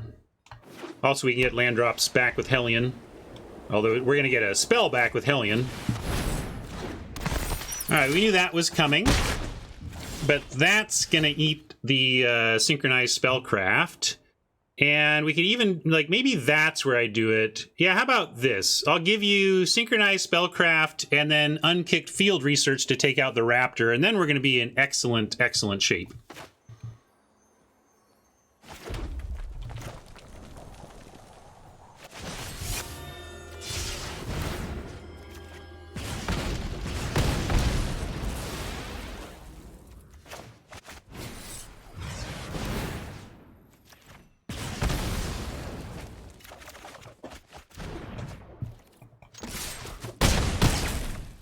Well, and look at the power of the Rock Slide Sorcerer, which is why in that game against Jinx, I was like, well, if we untap with Rock Slide Sorcerer, we probably win. And if he kills the Rock Slide Sorcerer, we are in an uphill battle. And sure enough, killed the Rock Slide Sorcerer. We were in an uphill battle, fought it the best we could, but then petered out at the end.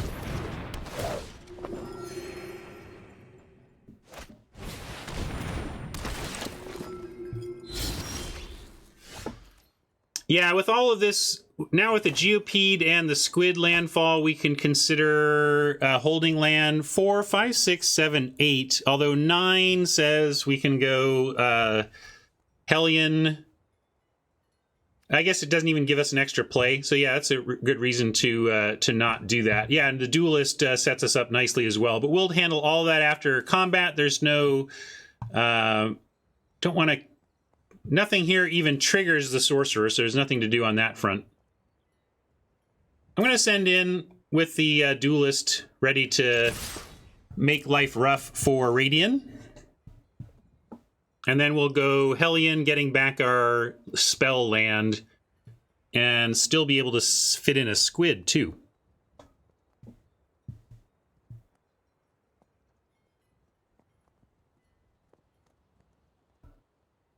They can't not block. I don't know how Radiant can win without at least attempting a block here. Taking 6 is rough, because we'll put him to 1 on the Hellion.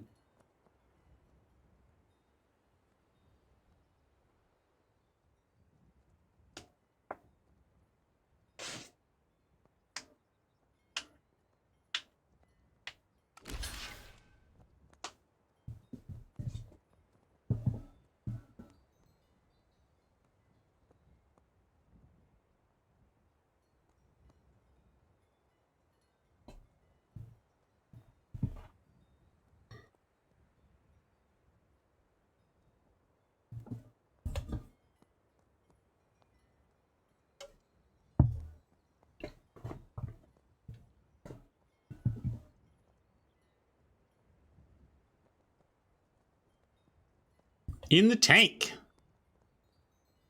Maybe trying to figure out if they need to chump with the cleric as well. Going for the double. It's not going to punish him to double because our Duelist isn't, you know, getting any extra things dead. But the Duelist will reduce damage enough to take out the Protector. Yeah, that makes some sense. I like that line from Radian. They're up against it. Gotta take some chances on that.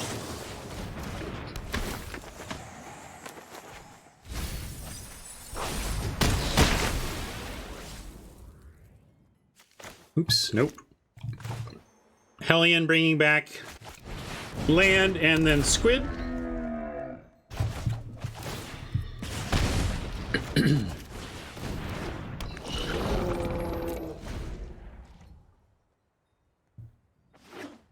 Looking good for the home team. I don't need this or this, really.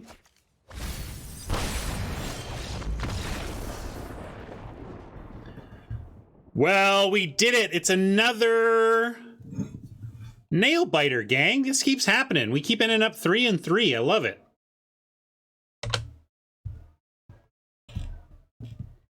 I save my gems. But now, can I save the week? Oh yeah, Radian. That sorcerer is probably the best card in my deck, even though I don't have like... I'm not super wizards. Pretty kind of wizard warrior. It's a really... it's a little bit of a mixed up red-blue deck that doesn't know exactly what it's trying to be. But hey, we got our handful of wins. Jinx, did you just have the eruption, or did you rummage into it? You tanked for a while, then played the rummage wizard, and then killed it. I was just curious if you were trying to figure out what else you were doing. Oops. Oh. No, no, no. There we go.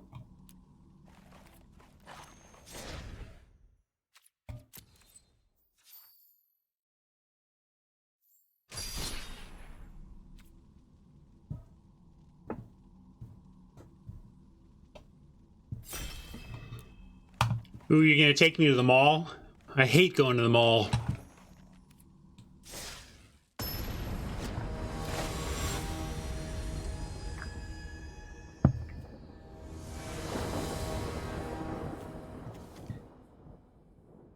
Boo earns. One mountain in this hand is fire. No mountain in this hand is not keepable. Darn it. Scott is going to watch this last match and then go to vote. Right on, Scott. That reminds me, I've been meaning to say, you know, I saw that somebody mentioned this on Twitter and I thought it was worth expressing. We got to stop talking about November 3rd as election day. November 3rd is the last day of the U.S. elections. The election is happening. We are in the middle of the election and it ends on November 3rd. Get it done soon. Gonna keep this, and how greedy to be. We don't really have anything to put the axe on, and so I'm gonna ditch the axe.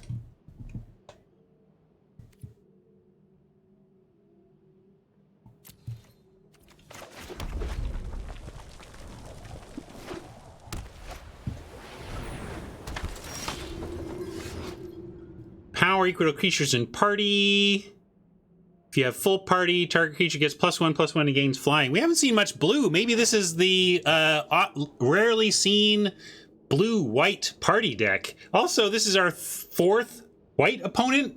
I mean, we thought white was open, but really we just saw a bunch of gold, red, white cards. So maybe actually getting into white would have been a total trap because, we would have gotten the red-white cards, but would we have gotten anything else? Glad to see this wizard get to do something on 3 besides field research. And then if we have to, we can field research on 4 to find our 4th land.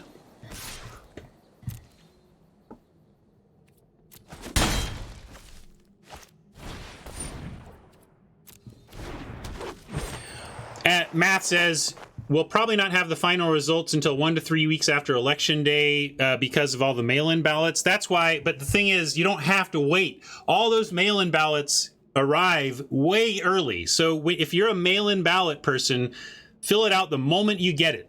Let's try to have this thing as close to decided as we can get it on November 3rd. I would like it to be clear on November 3rd what's happening. But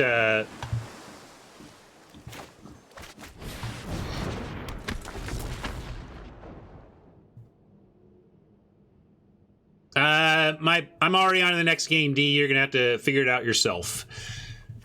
White green, interesting.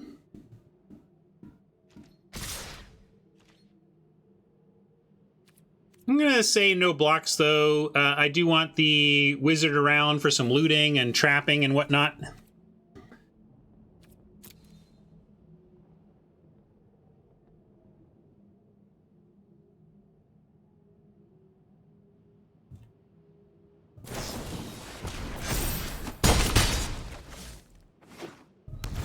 Piling it on, piling it on. We're gonna field research for no kick and then hold up Chilling Trap on D. Telegraphing our Chilling Trap a little bit with how I'm tapping, but so be it. Nice.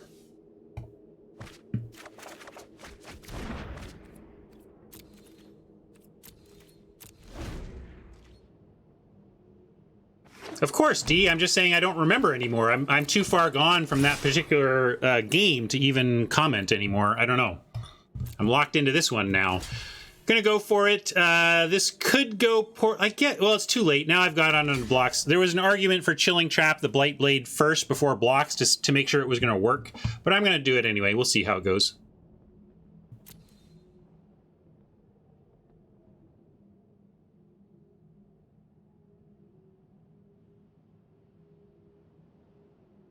Because we're gonna, I guess they could kill the wizard underneath, but not with these colors, really. Is the deal damage equal to the number of creatures you control, white, spell, land, an instant, or a sorcery? I think that feels like about the only thing here that denies us our card from the Chilling Trap.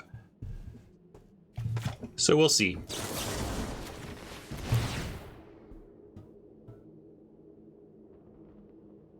Green fight land. Cool. Yeah.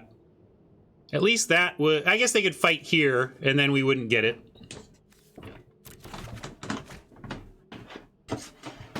And yeah, I'm going to keep being greedy on lands here, and keep looting and rummaging away our lands.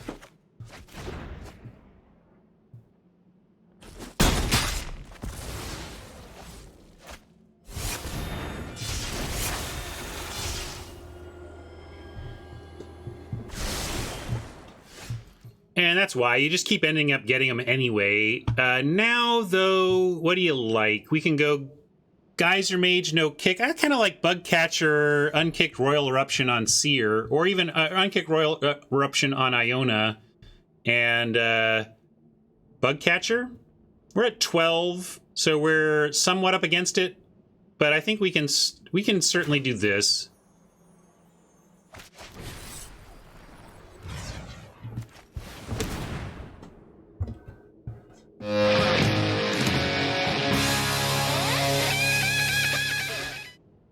Ooh, Spark Mage is interesting. I'm going to pitch the Rider here. Keep our land. I want to get our land up a little bit now. And then yeah, I'm going to play this land and Bug Catch. If we find a basic land, we have Geyser Mage. If we don't, we have Spark Mage or Hellion. And I will take the attack and accept 3 from the Seer here. I wasn't going to block. I wasn't going to double block, so I'm attacking.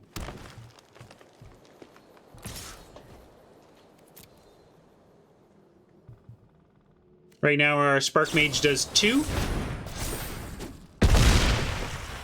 Pow! All right, well, now I'm going to go Roosty Boy.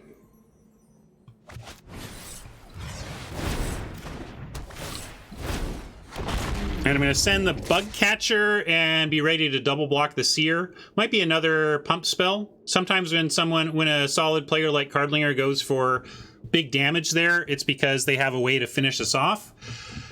But blocking with the Bug Catcher doesn't really do all that much, so I'm going to go for 3 anyway here.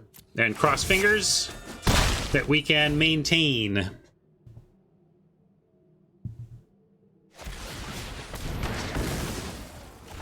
Huh. Interesting. I mean, I get it, but I wonder if Cardlinger has something for one of our 2 flyers, because I was going to snap double block here, and Cardlinger could have gotten us on the double block plan. Now I like sending in with Bug Catcher and maybe the Wizard, leaving back Drake and expecting and Pyroclastic Hellion. Although maybe I leave back Bug Catcher for the random chump. I don't want to lose to removal. Hunter lives in my neighborhood, so we probably have relative flies in each other's houses. I'm telling you, Hunter, this is my solution.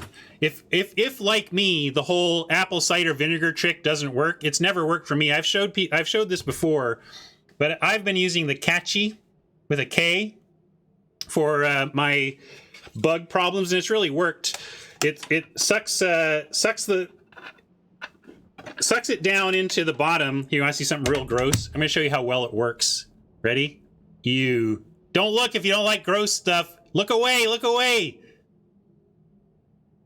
That's all the bugs that I got on this thing. And this is just a cottage cheese lid that I have sprayed with a sticky substance that then goes into the bottom of this thing here. And then the blue light, the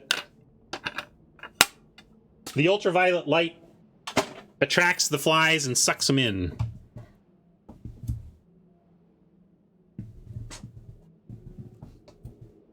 Yeah, the cider trick has never worked for me, but that thing has.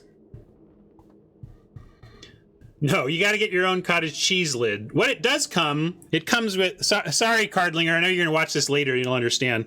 But it does come with a bunch of pre-sticky. You know, you can buy the catchy brand pads, but they're expensive. It's the ink cartridge of the whole system, right? So with a sticky spray and lids, you can make your own. All right, let's play Magic. Back to the actual challenge of here. I'm going to actually let Cardlinger know to.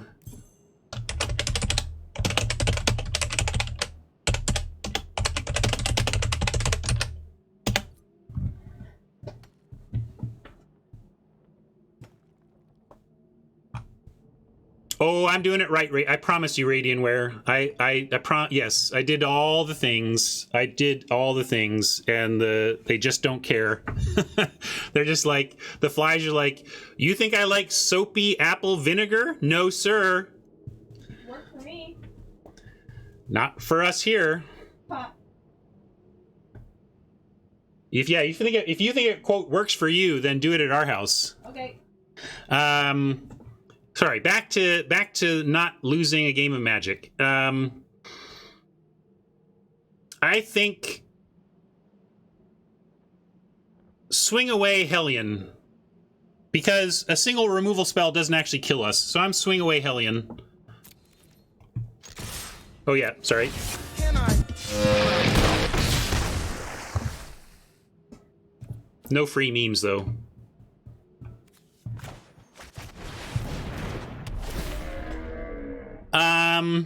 Field research says we want more land, but 8 life says we want to deal 2.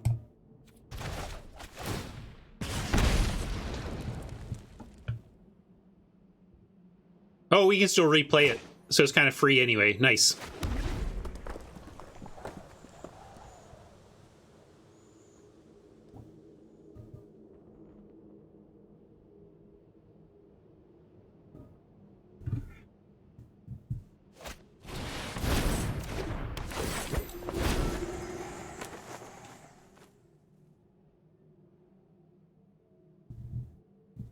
The nice thing about the catchy too is that it gets mosquitoes. I was chasing a mosquito earlier. It gets mosquitoes and some moths, and it gets non-fruit fly stuff as well. All right, we found our land. We can Geyser Mage the Seer out of the way and probably just be game here. I think this is game.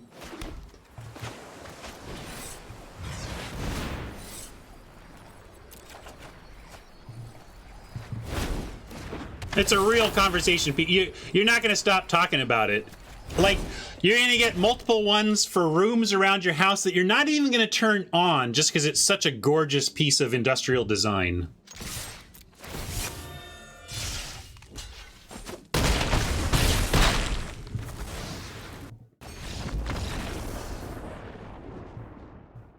All right, that was another fun one, gang. I love Chat Gauntlet Fridays. 1-0 into 1-3 into 3-3 into a narrow win against Chat again this week. I think we've been 4-3 like every week for the last 12 years.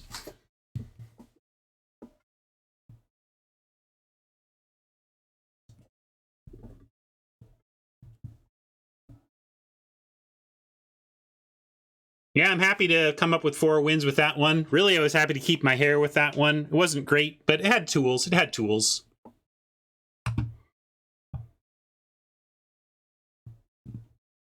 Good game, Cardlinger.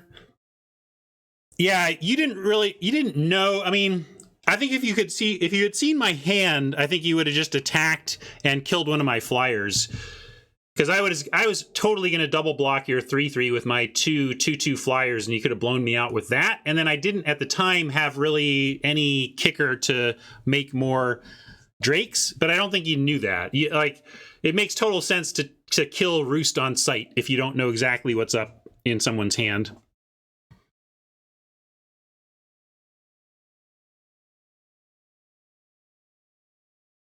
Swampler says, by the last 12 years, I assume you mean since about April. I mean, everything past about 3 months is 12 years to me, so sure.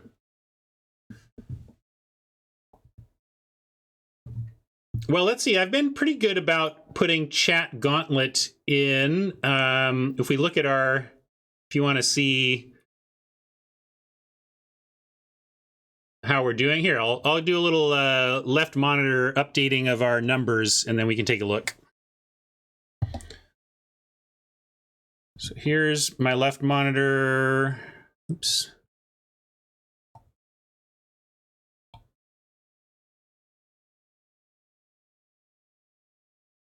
Do it like this.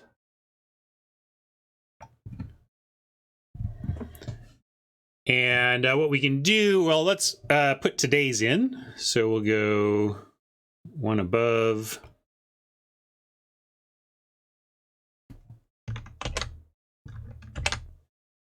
We were blue-red for what it's worth. We went 4 and 3. No, nothing. We called it brick to the head. And it was on. And then what we can do is filter the stakes down to Gauntlet. I may have some pickup cubes, pickup events in here. So sometime Gauntlet is when I play against chat on Friday. I have here and there played against chat on non-Friday days, but called it Gauntlet. So some of this might not be the Friday Gauntlet, but it's all against chat. And we can do an auto sum here. Oops. Never mind. It's not really an auto sum unless you do this first.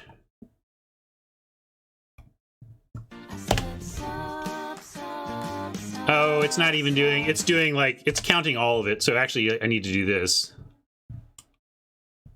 Also, don't know what happened, and it looks like there's one that has a record missing. So it looks like I have 2 that are missing info.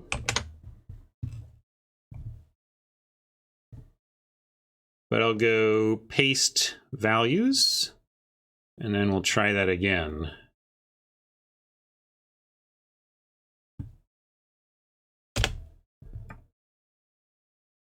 So currently I'm beating you 124 to 68, chat. Get on it. Yeah, but I tore into chat when we first started this. I think I started out like, it was sick. I think I started out like 28 and 4 or something like that. So I got a real big jump on you, and then it's been very, very, very close ever since. I'll just delete this tab.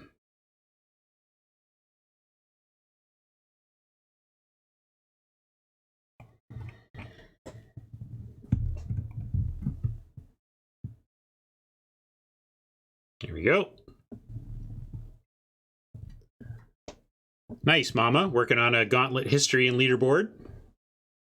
Pac-Man keeping his record in mind, 4 and 4. Nice.